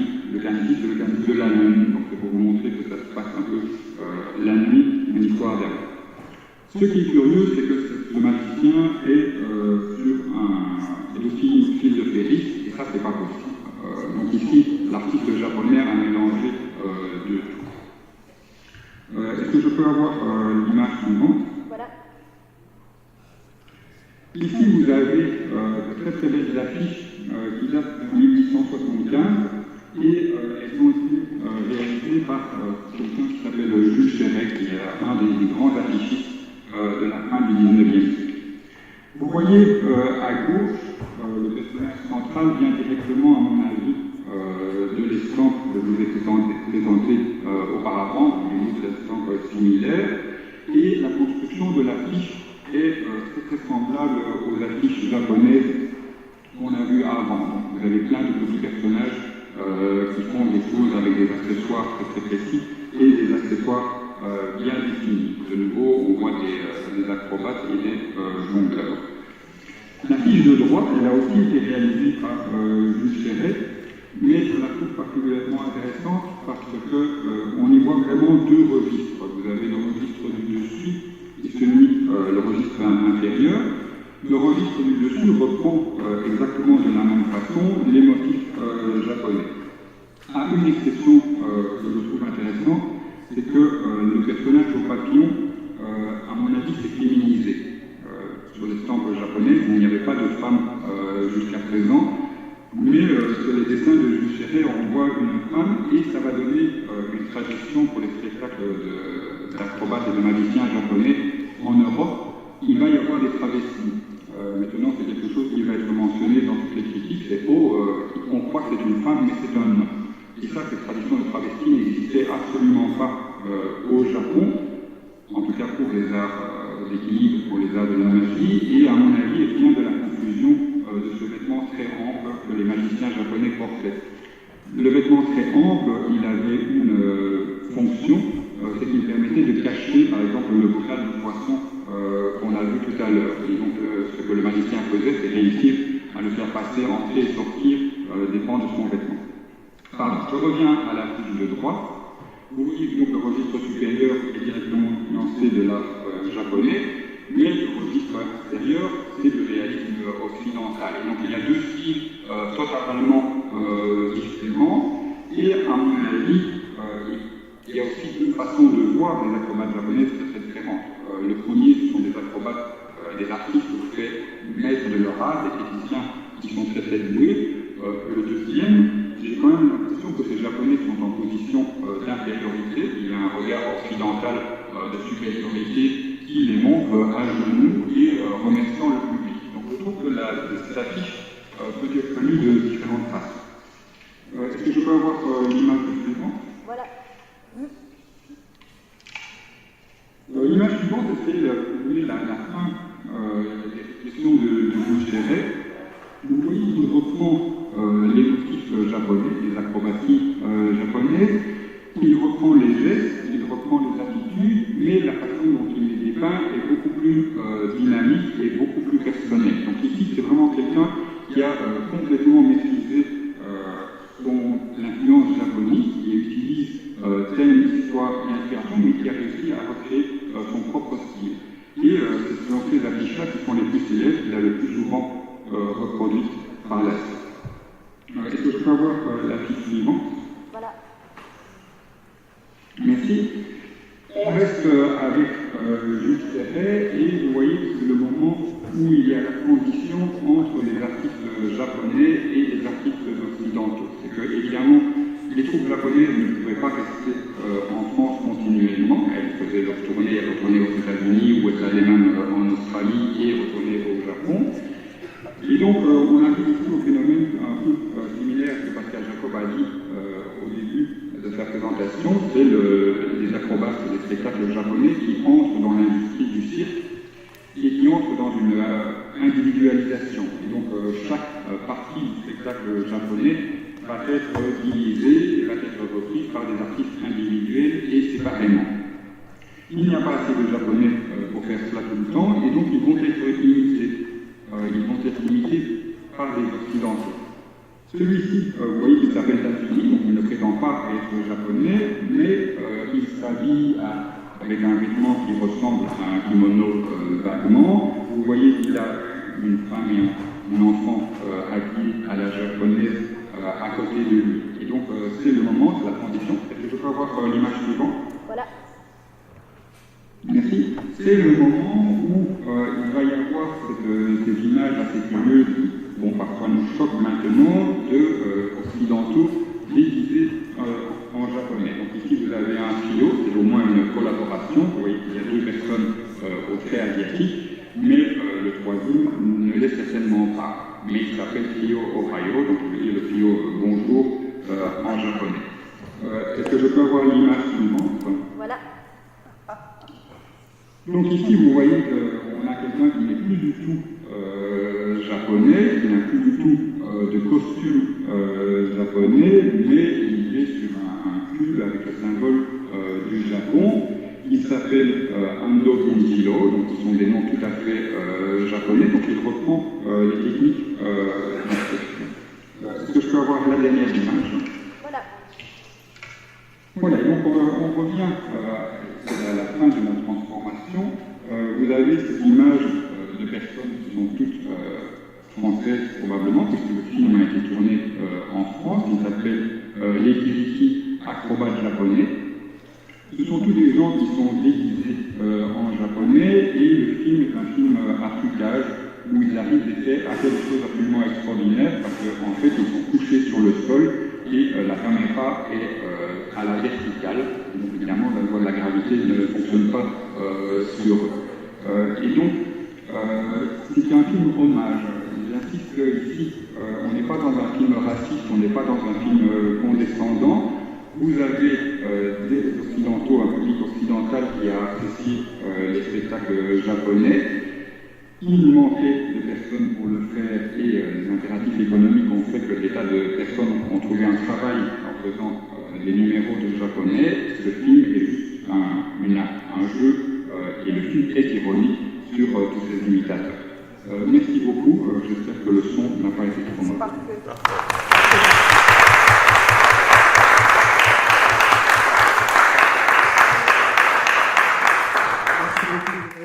Il y aurait évidemment 1000 questions à poser. Vous êtes tous passionnants, mais on va essayer de poursuivre quand même avec vous, Ziv Gourarié, qui allait nous parler. Donc vous êtes directeur scientifique des collections du MUSEM, et vous allez nous parler du clown acrobate dans une période aussi assez contemporaine. Voilà, on va aller vers le contemporain et on va terminer de façon très légère. Alors, du coup, je vais essayer de... Là, on est dans des choses qui sont, je dirais, plus classiques pour les amateurs de cirque, donc on va aller assez vite. Donc, effectivement, le sujet qui m'a été proposé est le clown acrobate, et je trouve que c'est un sujet passionnant parce que les clowns ne sont plus tellement acrobates aujourd'hui, sauf, on va le voir, dans les cirques maintenant de création. Donc, première chose, rappeler une chose qui m'a toujours amusé, c'est que si je parle effectivement, on parlait de japonais, il y a Chester Kingston qui était entièrement habillé en chinois, qui était contentionniste, il y a beaucoup de genres de cirque et de magie qui ont emprunté à l'Orient, etc. Toutes les façons, quand ça vient d'ailleurs, c'est toujours mieux. Et je suppose qu'en Chine, ça doit être la même chose d'ailleurs. Donc il y a un plus. Mais enfin, voilà, Chester Kingston ou Enrico Rastelli ou Gilles Béroux, qui sont des grands noms pour les amateurs de cirque, n'ont pas débordé, je pense, le cercle des gens qui connaissent le cirque. Alors qu'effectivement, j'ai pris volontairement des gens qui ont tellement marqué le cirque qu'ils ont eu leur propre cirque à un moment donné. Même les Fratellini ont été directeurs au cirque d'hiver. Et donc, vous voyez par ces affiches à quel point le clown, je dirais le clown, l'éléphant, le lion, sont vraiment des personnages qu'on va retrouver sur les affiches de cirque, qui sont emblématiques et qui ont marqué. C'est-à-dire, c'est aussi très intéressant avec le clown, c'est que c'est les rares vedettes du cirque. Les Fratellini, c'est des noms qui vont rester. Alors pourquoi, comment, etc. On va essayer de le voir un peu à travers l'acrobatie. Donc, deuxième image. Alors voilà les affiches des tout débuts du cirque. Alors quand on parle du cirque, effectivement, à cette époque-là, au temps d'Astley, fin XVIIIe siècle, on est plutôt dans le théâtre équestre, et c'est la première affiche que j'ai choisi de vous montrer, qui est l'une des plus anciennes, nous montre effectivement que des numéros équestres. Alors, ces numéros équestres avec des acrobaties à cheval, bien entendu. Alors, ces numéros équestres, on le voit dans l'autre affiche suivante, vous voyez qu'en bas, excusez-moi, donc on reste sur cette affiche, la deuxième affiche, on voit quelques ruades, quelques éléments qui montrent qu'il n'y avait pas que des numéros de virtuosité équestre, il y avait aussi des numéros de comique. Alors, ces numéros de comique équestre, il y en a en l'image suivante, eh bien, c'est les numéros du tailleur, c'est-à-dire qu'il y a effectivement un personnage qui ne sait pas monter à cheval, qui doit monter à cheval et qui se trompe régulièrement. Et donc, là, on parle ici de division, encore, pas de numéro. Et une des dernières divisions de cette affiche évoque effectivement ce tailleur dans cette très ancienne affiche d'Astley. On peut continuer du coup. Je vais être assez rapide parce que je pense que vraiment les choses. Alors voilà. Quand on parle des débuts du cirque, attention, c'est pas le cirque au sens auquel on l'entend. C'est assez amusant quand on parle cirque. Disons vers 1800, ça sera plutôt du théâtre équestre, et c'est ce que vous voyez ici, c'est-à-dire là vous avez une des anciennes photographies du cirque Astley avant qu'il soit démonté. Là vous avez le cirque Franconi. Vous voyez que vous avez à la fois une piste et une scène, et qu'à cette époque-là, on peut plus parler de théâtre équestre avec des pantomimes que de cirque au sens auquel on l'entend. Donc là, je pense qu'il y a peut-être le numéro du tailleur, parce qu'on voit un cheval monté sur la table, etc., qui est assez amusant. Et donc, vous voyez que c'est pas du tout le cirque tel qu'on l'imagine sous chapiteau aujourd'hui. Donc, quand on pense, grosso modo, quand on pense cirque en 1800, on pense à ça, ce que vous voyez là, sur les stands de droit. Quand on pense cirque, plus tard, on verra les cirques d'hiver, je dirais qu'il y aura des cirques d'hiver. Quand on pense cirque aujourd'hui, on pense chapiteau. Et je dirais même, depuis quelque temps, on va penser différents types de cirques. Donc voilà, ce que je veux montrer, c'est que le clown à l'époque, dans les numéros du tailleur, est un numéro de comique qui intervient dans les divisions de façon très classique. On n'a pas encore vraiment un personnage qui va marquer les choses. Or, en 1835, les promoteurs de cirque veulent absolument ouvrir un nouveau cirque. C'est un spectacle qui marche très bien, mais le préfet accepte qu'il y ait un cirque installé aux Champs-Élysées qu'à deux conditions. Une, que le spectacle ne se produise qu'en été, ça va être l'origine du cirque d'été qui va être suivi par le cirque d'hiver qui reste jusqu'à aujourd'hui. Et l'autre condition, c'est qu'il n'y ait plus d'avant-scène, qu'il n'y ait qu'une piste. Et donc là, on est dans le cirque maintenant tel que nous le connaissons aujourd'hui. C'est 1835, c'est la fin du théâtre équestre, pas tout de suite, hein, les choses ne disparaissent pas d'un seul coup dès qu'apparaît autre chose, mais c'est vraiment les débuts du cirque avec la piste centrale. C'est pour ça que je vais montrer cette image des formes de cirque d'hiver. On voit bien qu'il n'y a plus de poteaux, qu'il n'y a plus rien. Il y a la piste de cirque aujourd'hui telle qu'on l'imagine pour le cirque. Alors dans cette arène, il y a l'image suivante, un personnage va marquer le monde des clowns et va laisser vraiment son nom, c'est Auriol, qui commence effectivement au cirque impérial, dans les théâtres équestres, mais qui va surtout faire les ouvertures et les beaux jours du cirque d'été, puis du cirque d'hiver. Et cet Auriol, du coup, je vais quand même vous en lire un extrait de Théophile Gautier qui nous le décrit. Voilà comment le décrit Théophile Gautier. C'est le clown le plus spirituel et le plus charmant qu'on puisse imaginer. Les singes sont boiteux et manchots à côté d'Auriol. Les lois de l'apparence pesanteur paraissent être complètement inconnues. Il grimpe comme une mouche le long des parois vernissées d'une haute colonne. Il marcherait contre le plafond s'il le voulait. S'il ne vole pas, c'est par coquetterie. Le talent d'Auriol est de merveilleuse souplesse. Il est encyclopédique, et ça c'est très important. Il est encyclopédique dans son art. Il est sauteur, jongleur, équilibriste, danseur de cordes, écuyer, acteur grotesque, il a toutes ses qualités. Il a joint les forces prodigieuses. Donc, oui, on va avoir, avec le clown, on a vu qu'effectivement plusieurs disciplines vont se concentrer sur la piste. Et dans les enseignements des enfants de la Balle, il va y avoir l'apprentissage de plusieurs disciplines. Et je crois que si le clown marque à ce point-là l'histoire du spectacle de cirque, c'est aussi parce que, à la maîtrise de toutes les disciplines du cirque, et des fois très différentes, elle joue en plus une personnalité qui fait que dès qu'il apparaît sur la piste, on commence à rire. Donc c'est en fait un mélange de talents tout à fait extraordinaire. Je me dis souvent, et là je m'adresse à Pascal Jacob qui dirait ça ne doit pas être si difficile de trouver des bons acrobates ou des bons jongleurs, mais des bons clowns, ça doit être une des choses qui va être les plus difficiles à trouver. Voilà. Donc voilà la première figure qui va marquer le monde du cirque. Alors on va le regarder un peu maintenant rapidement dans certains de ces exercices. Image suivante. Voilà un exercice qu'il affectait d'après les carnets sur les bouteilles. Un autre exercice. Là c'est juste pour le plaisir des yeux. Image suivante. Voilà une plaque de lanterne magique qui montre les exercices qu'il faisait avec des chaises. Une autre plaque de lanterne magique. Donc ça montre aussi la popularité, ces plaques de lanterne magique, ces reproductions de ces numéros. Voilà les numéros équestres qu'il accomplissait. On voit bien qu'il était complet. Hein. C'est pour ça que je vous montre tout ça. Image suivante. Alors là, une chance extraordinaire. On est fiers comme des petits bancs, comme Artaban. C'est qu'on conserve au Mucem un ensemble complet de ces costumes, et même du chabrac d'éléphant, qui nous vient d'Oriol. Et vous voyez, alors pourquoi je montre ce costume? Parce que là, vous voyez une trousse, et la trousse est caractéristique de l'acrobate. Le clown, un clown comme Oriol, pour faire ses numéros, a besoin de tenues adaptées à l'acrobatie. On va continuer.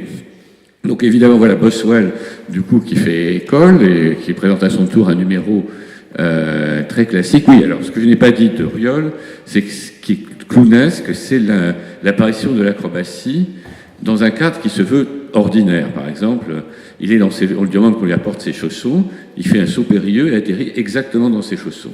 Donc on s'inspire du quotidien pour le rendre extraordinaire. Et là, effectivement, on va Boswell qui va prendre son déjeuner d'une façon un peu originale. Alors on peut continuer. Donc voilà toujours le mélange de l'extraordinaire et du quotidien avec ce numéro Cirque d'hiver. On peut continuer encore. Et donc du coup l'image du clown jusque dans les années 1860-1870, comme il n'y a plus de dialogue, c'est vraiment le personnage qui va incarner le cirque, qui va l'incarner par ses acrobaties, comme vous le voyez dans ces ombres chinoises. La publicité montre bien qu'on le voit comme acrobate. Ou autre image. Voilà aussi les clowns, et on voit bien que parmi les bêtises que font les clowns, il y a de la contorsion, il y a du jonglage, il y a de l'acrobatie. Autre image, donc là, j'ai choisi une estampe des Survesques qui nous montre la Survesque, c'est des dames qui vont faire des gravures, des enluminures sur le cirque depuis les années 1803 et 1804 jusque toute la première moitié du XXe siècle. Autrement dit, au temps royal en particulier, des cirques en dur et des chapiteaux. Et donc là, on a un très beau dessin qui mélange tout. Mais sur la gauche de on voit par exemple une pyramide de chaises avec un clown, visiblement, qui fait aussi un numéro. Donc, image suivante. Voilà des numéros qui vont être repris par les clowns pendant très longtemps. Voilà un numéro d'Oriol sautant effectivement sur la drap pour le dos du cheval. Et vous voyez que ce numéro va être repris par des Augustes. J'en parlais un peu plus loin. Donc, image suivante. Voilà, je vous montre toutes sortes de numéros que accomplissent les clowns, qui montrent vraiment la diversité de leur métier. On voit là, donc, sur une chaise, sur image suivante, voilà un numéro que je ne connaissais pas, où le clown fait un numéro de force, qui reprend un numéro de foire, où on tape très haut pour faire monter, là on fait monter l'Auguste. Là, je vais un peu vite avec l'Auguste, parce que je vais vous expliquer des choses ensuite. Image suivante, voilà un numéro à vélo, image suivante, et voilà, pour terminer, une jonglerie, avec des chapeaux qui montrent tous les numéros et vous voyez la qualité également des images des Survesques. Image suivante. Alors voilà, là je me suis arrêté parce que parmi ces numéros, donc le clown est jongleur, le clown est acrobate, le clown fait rire, et surtout il est musicien. Et là j'ai mis trois dessins différents des Survesques pour le montrer, et du coup j'ai pas résisté à montrer un tableau quand même, image suivante. Voilà le moment où la peinture rencontre le cirque, la très grande peinture rencontre le cirque avec peinture par Renoir de John Price, et on va retrouver des accessoires tout à fait majeurs du clown que sont la chaise, le violon, un certain Grock va s'illustrer dans le même domaine, et ce qui est intéressant, c'est que vous voyez que son costume est près du corps, et qu'avec un costume, même s'il est très beau avec ses papillons, il peut encore faire des acrobaties. C'est un moment pris par la peinture qui n'est pas encore impressionniste, très important, et qui nous témoigne d'un moment du cirque qui va bientôt disparaître. Et on va voir pourquoi.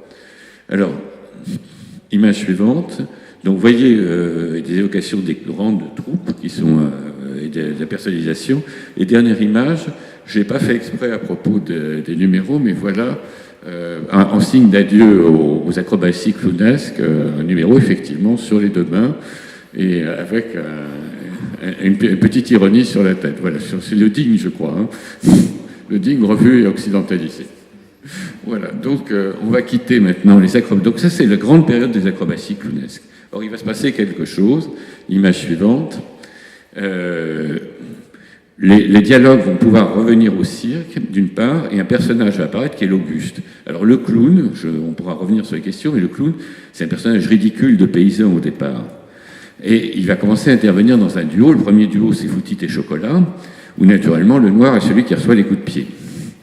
Mais ce qui va être intéressant dans ce duo qui va se mettre en place de l'Auguste et du clown blanc, c'est qu'on va reprendre le paillasse et le bonisseur des fêtes foraines, c'est-à-dire que ce qui fait le comique, en fait, c'est quand le serviteur donne des coups de pied au maître. Ça, c'est vraiment très drôle. Et donc, c'est ce qui se passe sur les foires, c'est ce qui va se repasser avec les clowns.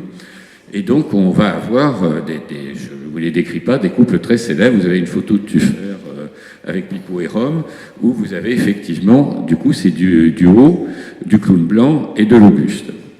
Vous pouvez aussi avoir le trio, image suivante, bien connu, des Fratellini. Les voilà, où Monsieur Loyal vient jouer en troisième personnage avec le clown blanc et l'Auguste et en remettre une couche sur effectivement le monsieur en haute queue de pie et haute forme qui va se faire ridiculiser par ses compagnons. Donc effectivement, on est sur des grands ressorts des milieux populaires, de la scène populaire, c'est effectivement quand le valet donne des coups de pied au maître. Hein, ça reprend une tradition et le cirque va s'en emparer. Mais alors du coup, qu'est-ce qui va se passer? Image suivante. Le clown blanc va devenir de plus en plus majestueux. Et là, on avait un personnage du tailleur qui faisait des acrobaties, un oriole qui faisait des choses formidables. Son costume va devenir de plus en plus lourd et nous avons au Mucem, par exemple, des maquettes des costumes de clowns blancs qui vont être portés depuis la Seconde Guerre mondiale. Maquettes de costumes des clowns blancs, vous voyez, qui sont magnifiques, qui sont somptueux, mais image suivante, un peu lourd à porter. Bon, vous voyez, là, c'est vraiment la fin du clown acrobate au sens clown blanc, avec un costume qui pèse des kilos comme ça, je crois 20 kilos, enfin c'est énorme, il n'est plus question de faire des acrobaties. Et donc, voilà un très beau Partuffer, un très beau clown blanc, image suivante, qui porte effectivement un costume Tuffer, mais qui va effectivement, et qui est devenu vraiment l'image du maître, magnifié par son superbe costume, mais qui ne fera plus d'acrobatie. Il fera de la musique certainement, mais plus d'acrobatie. Et puis, parce que j'étais en train de me dire que le cirque, mieux que la politique, c'est la continuité dans le changement, retour à la case départ avec les cirques de création et cette magnifique numéro de fil de ferriste avec un costume hallucinant de clown. Voilà.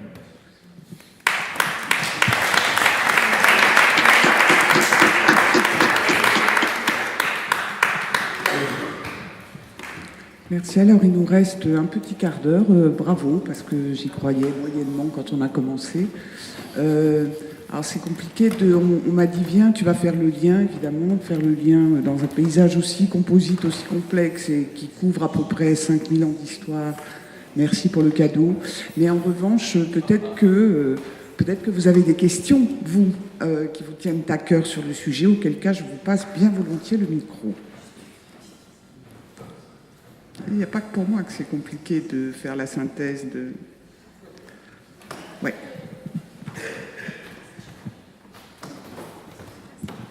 Moi, je me demandais s'il y avait une différence de la place de la femme et de l'homme dans l'évolution du cirque, notamment chez les clowns, où on ne voit aucune femme dans vos images.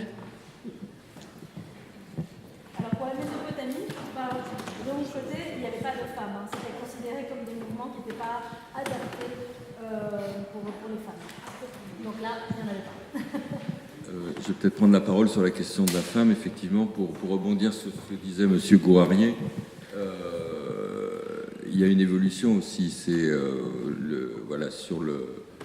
Vous parliez des rapports de clowns, hein, mais effectivement, quand les Barrios sont apparus, c'est une femme qui manipule deux hommes, une belle femme blonde, mini-jupée. Et là, effectivement, il y a une femme qui a vraiment pris une place à cet endroit-là. Puis il y a Annie Fratellini, bien sûr, aussi. C'est vrai qu'on n'a pas vu beaucoup de femmes en parcourant toute cette longue période de notre humanité. C'était bien de le souligner.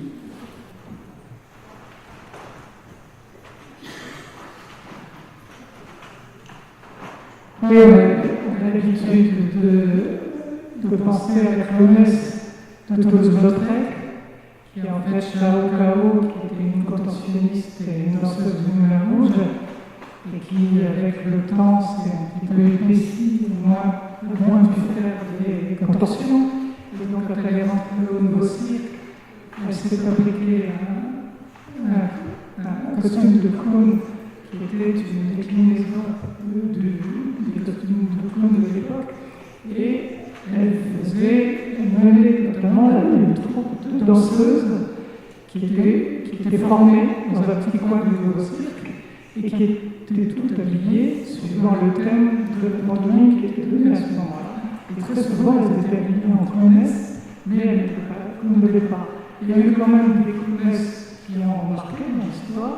Il y avait une anglaise, Luc Raston, qui a été même directrice de la troupe avec ses frères. Il y a eu Loni, une clonesse moitié anglaise, moitié française. Et il y a eu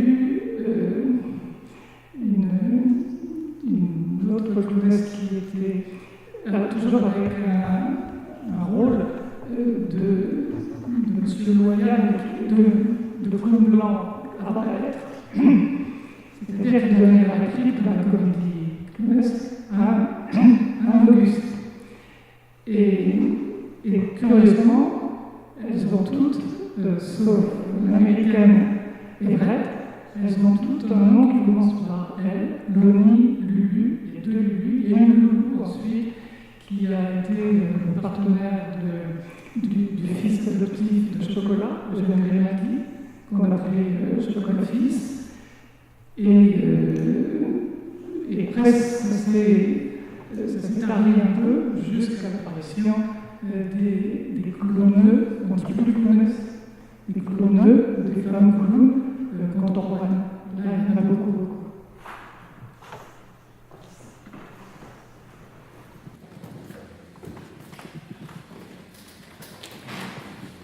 Deux réflexions ou trois concernant cette question sur les femmes et les clowns. La première qui me vient, et la clownesse Chao Cao en est un excellent exemple, c'est le côté extrêmement ouvert des milieux de saltimbanques qui, de toutes les façons, c'est tout de même un endroit extraordinaire où les Japonais rencontrent les Chinois, qui rencontrent les Africains, et si vous aviez des préjugés au départ, ils vont être mis à rude épreuve, je dirais. Et donc ça, c'est tout de même un milieu, ce milieu des gens du voyage, d'un milieu très cosmopolite où les préjugés qu'on pouvait avoir sont amenés à tomber. La deuxième chose, c'est qu'effectivement, et là je vous remercie pour la clownesse Chao Cao, on a quand même une image, il y a eu des femmes clowns, et je pense que les petits spectacles, je pense à beaucoup de photographies que j'ai vues des saltimbanques sur les foires, des palkeurs, etc., où vous avez des familles entières qui font du spectacle. Pour faire le spectacle, on n'allait pas dire, bon, t'es une fille, tu vas surtout pas faire d'acrobatie. Donc tout le monde est sur la piste, femmes et hommes, sans distinction. La troisième chose qui me vient, c'est attention au regard à contresens, je dirais, de l'histoire. Quand il y a Foudite et Chocolat, bien sûr qu'il y a un racisme à propos des Noirs à cette époque-là. Il ne faudrait pas faire semblant. Et même si les gens de cirque n'y croient pas du tout, ils vont s'en servir. C'est évident. Et donc, il ne faut pas non plus demander au cirque, aux saltimbanques d'être en dehors de leur temps. Pour ce qui est des comiques, on voit bien qu'aujourd'hui, il y a beaucoup de femmes qui sont comiques, qui font des one-man shows. Ce n'était pas le cas il y a 50 ans. Il y en avait très très peu. Il y en avait, mais très très peu. Donc, ce qui se passe dans la société se passe aussi dans le cirque. Voilà les trois réponses que j'avais envie de vous donner. Évidemment, oui. Oui. Moi, j'ai une question au niveau des costumes du clown blanc. Comment est-ce qu'on en arrive à 20 kilos ? Parce que c'est vrai que c'est hyper chargé, mais quels matériaux ils utilisent pour, en fait, en arriver là ?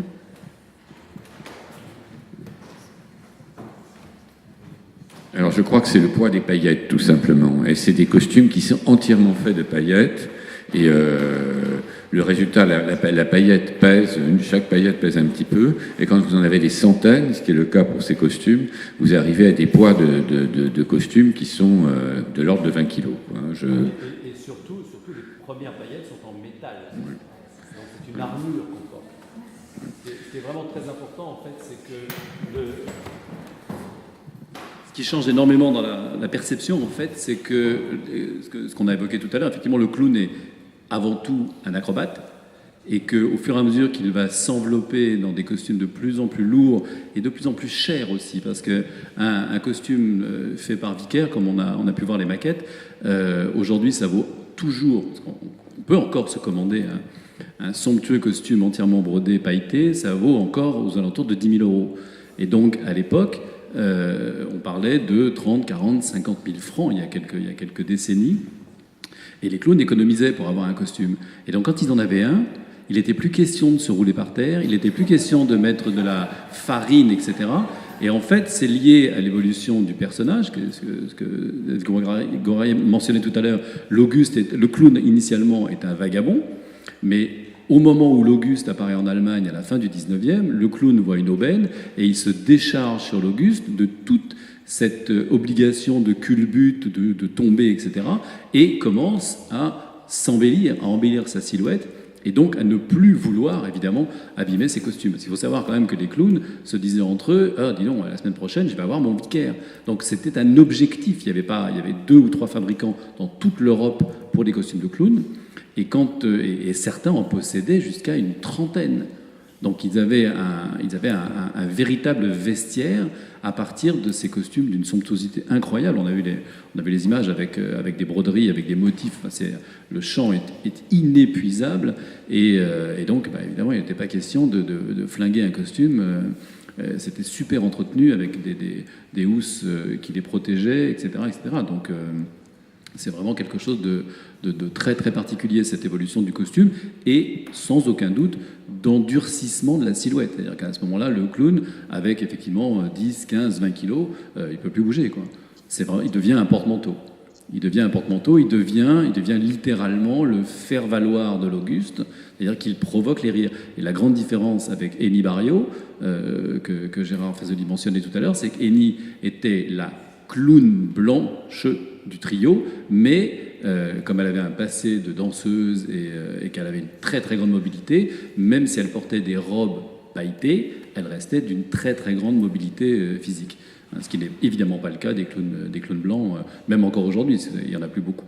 Ils sont en voie de disparition, mais même ceux qui restent possèdent des costumes super lourds, et de toute façon, ils ont perdu la tradition de la mobilité.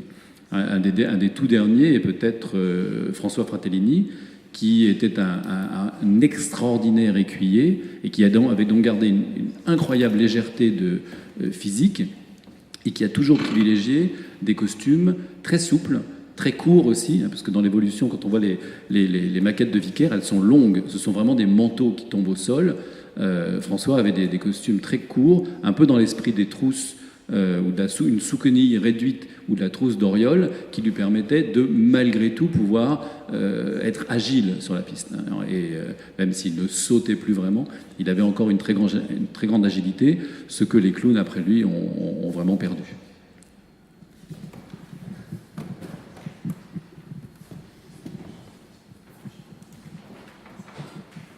J'avais une question sur la représentation en Mésopotamie, sur les cylindres et surtout sur les images qui font une décomposition de mouvement.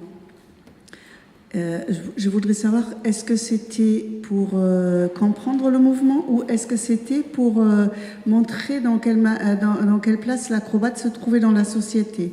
Puisque si c'était des nobles qui avaient ces sceaux pour signer, pourquoi eux, ils se sont parus des acrobates?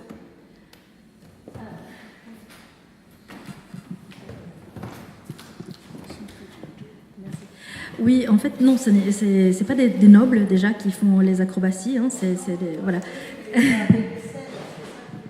En fait, c'est vraiment une décomposition du mouvement. C'était pour montrer, enfin, c'est mon interprétation. Hein, jusqu'à présent, on disait que c'était quelqu'un qui tenait les cornes du taureau et qu'il y avait 2 autres acrobates qui faisaient l'acrobatie. Ce qui me semble hautement improbable. Donc pour moi, c'est vraiment pour montrer comment se passait le mouvement. Donc c'est un petit peu comme dans l'affiche que nous avons ici dans l'exposition, où pour vous montrer le mouvement de l'acrobate, on vous fait un petit pointillé pour vous dire, voilà, il va faire ça. Donc pour moi, c'est ça qui est représenté dans les représentations de saut au taureau. Voilà. C'était la deuxième question, peut-être je me suis mal exprimée. C'était ceux qui scellaient des documents. Oui. Qui étaient ceux qui possédaient? Ça, c'était peut-être pas les acrobates, mais pourquoi eux, ils se sont parus des acrobates dans les scènes? Alors ça, c'est une grande question. On ne sait pas quel est le lien entre l'image du sceau et qui le possédait. Donc c'est probablement simplement le goût de la personne. Pour le moment, j'avais essayé de voir in illo tempore le lien qu'il pouvait y avoir entre le type de document qui était scellé et le type de scellement qu'on utilisait. Malheureusement, pour le moment, c'est vraiment très difficile à dire. C'est probablement plutôt dans le goût de la personne voilà, qui va choisir un type d'image plutôt qu'une autre. Voilà. Moi, je voudrais poser une question aussi par rapport au lion. Pas par rapport au type. Non, le ding, moi, j'ai rien inventé, hein, c'est une interprétation chinoise. Donc, non, mais par rapport au lion, parce qu'évidemment, il y a des lions en Inde, dans la forêt de Gir, et comme il y a une connotation bouddhiste dans la danse des lions, est-ce qu'il n'y aurait pas là un lien finalement presque naturel entre l'incarnation du lion indien, qui est vraiment de l'autre côté de l'Himalaya, et cette incarnation du lion dans la danse acrobatique chinoise? Oui. Non, mais en fait, le truc aussi qu'il faut mentionner, c'est que en 80 après Jésus-Christ, quand on fait venir des lions pour la première fois à la cour impériale pour les présenter à l'empereur, le bouddhisme n'est pas encore implanté. Donc le bouddhisme arrive sous les Wei du Nord, donc 3 siècles plus tard, un peu plus. Et donc il y a eu un temps quand même voilà, où c'est pas vraiment religieux, puisque c'est lié à ces animaux exotiques qui arrivent et sur lesquels on va superposer des danses locales avec des animaux locaux. Et en fait, le lion fait vraiment sa grande entrée dans l'iconographie chinoise seulement à partir du moment où il est associé à la personne du Bouddha, qui lui-même s'impose parce qu'il est associé à la personnalité de l'empereur. Donc je crois qu'il y a un processus qui serait intéressant à étudier, qui est un peu plus complexe que ça.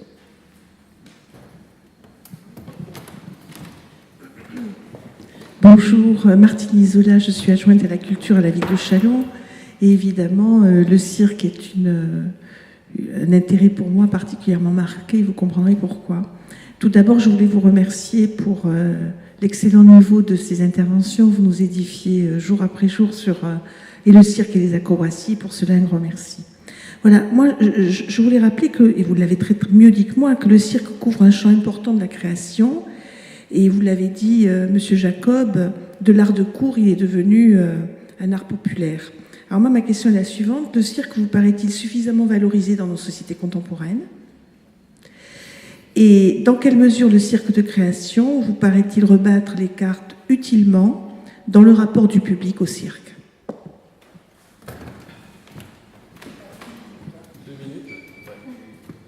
2 minutes. Non, alors 2 minutes. Donc non et oui. Non, le cirque n'est pas assez valorisé. Évidemment, il n'y aura jamais assez d'artistes de cirque. Il n'y aura jamais assez d'artistes en général dans nos sociétés de toute façon, puisque c'est une manière de réparer le monde aussi, d'avoir des artistes au milieu de la société. Mais oui, évidemment, le cirque de création, le cirque contemporain, le cirque d'aujourd'hui et le cirque de demain est absolument essentiel et vital, parce que je crois que une des clés de son développement et de son épanouissement à venir, même s'il est déjà très très bien implanté, est le fait que, et on le perçoit aujourd'hui de plus en plus, les spectacles sont en lien avec le monde en fait. Ces spectacles-là, le cirque a raconté le monde à sa façon, de manière peut-être très très très simple, simpliste, sans être péjoratif, hein, mais je crois qu'aujourd'hui, en fait, il y a un vrai phénomène de résonance dans ce que les acrobates contemporains imaginent et comment ils rendent compte de l'état du monde, de leur perception du monde, pour le rendre, sans aucun doute, non pas forcément meilleur, parce que la tâche est complexe et sans doute impossible, mais en tous les cas, à modifier peut-être, à transcender la perception que les spectateurs peuvent en avoir. Donc oui, je crois effectivement que peut-être davantage que d'autres formes, parce que le cirque s'appréhende finalement très facilement, il est transgénérationnel aussi, même voilà, si on sait que le cirque contemporain privilégie les adultes, hein, je ne trahirai pas la parole de Bernard Kudla quand il dit qu'il aurait aimé interdire l'accès des enfants au cirque Plume, donc c'est pas moi qui le dis, hein. Donc vraiment il y a quelque chose là de très important. Je pense que le cirque contemporain a une vraie mission en fait, une vraie mission de lien social, de questionner, de réinventer, et quelle est la meilleure manière de le faire que d'utiliser le corps en action, et la poésie, et l'harmonie, et aussi, pourquoi pas, la tristesse, la colère, la rage, etc. Donc oui, c'est un miroir de société, encore et toujours. Et juste, je voulais préciser que peut-être il n'est pas encore assez pris en compte, mais il ne faut pas oublier que sa reconnaissance comme art par les pouvoirs publics est extrêmement récente, et qu'il a fallu 1978 en fait pour qu'il rentre dans le giron du ministère de la Culture, donc qui revient quand même de très très loin, il y a très peu de temps. Et quand on parle de pouvoir public, il y a très peu de pays qui soutiennent vraiment le cirque. Je pense que la France et la Belgique aussi un peu, sinon ça reste dans le domaine privé, pardon.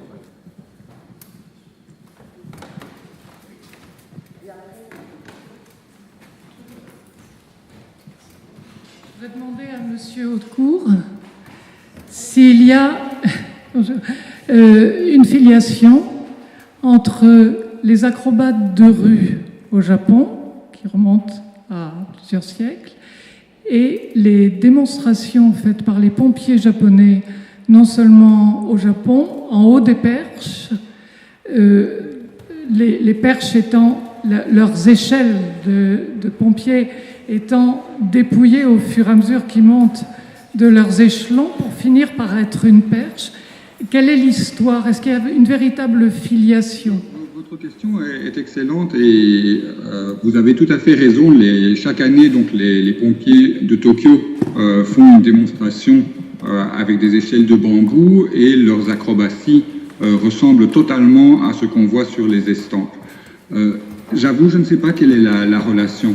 Mais vous avez tout à fait raison, les gestes sont les mêmes, et il y a un autre endroit où il y a dans la société japonaise quelque chose qui ressemble à des acrobaties, c'est dans les écoles.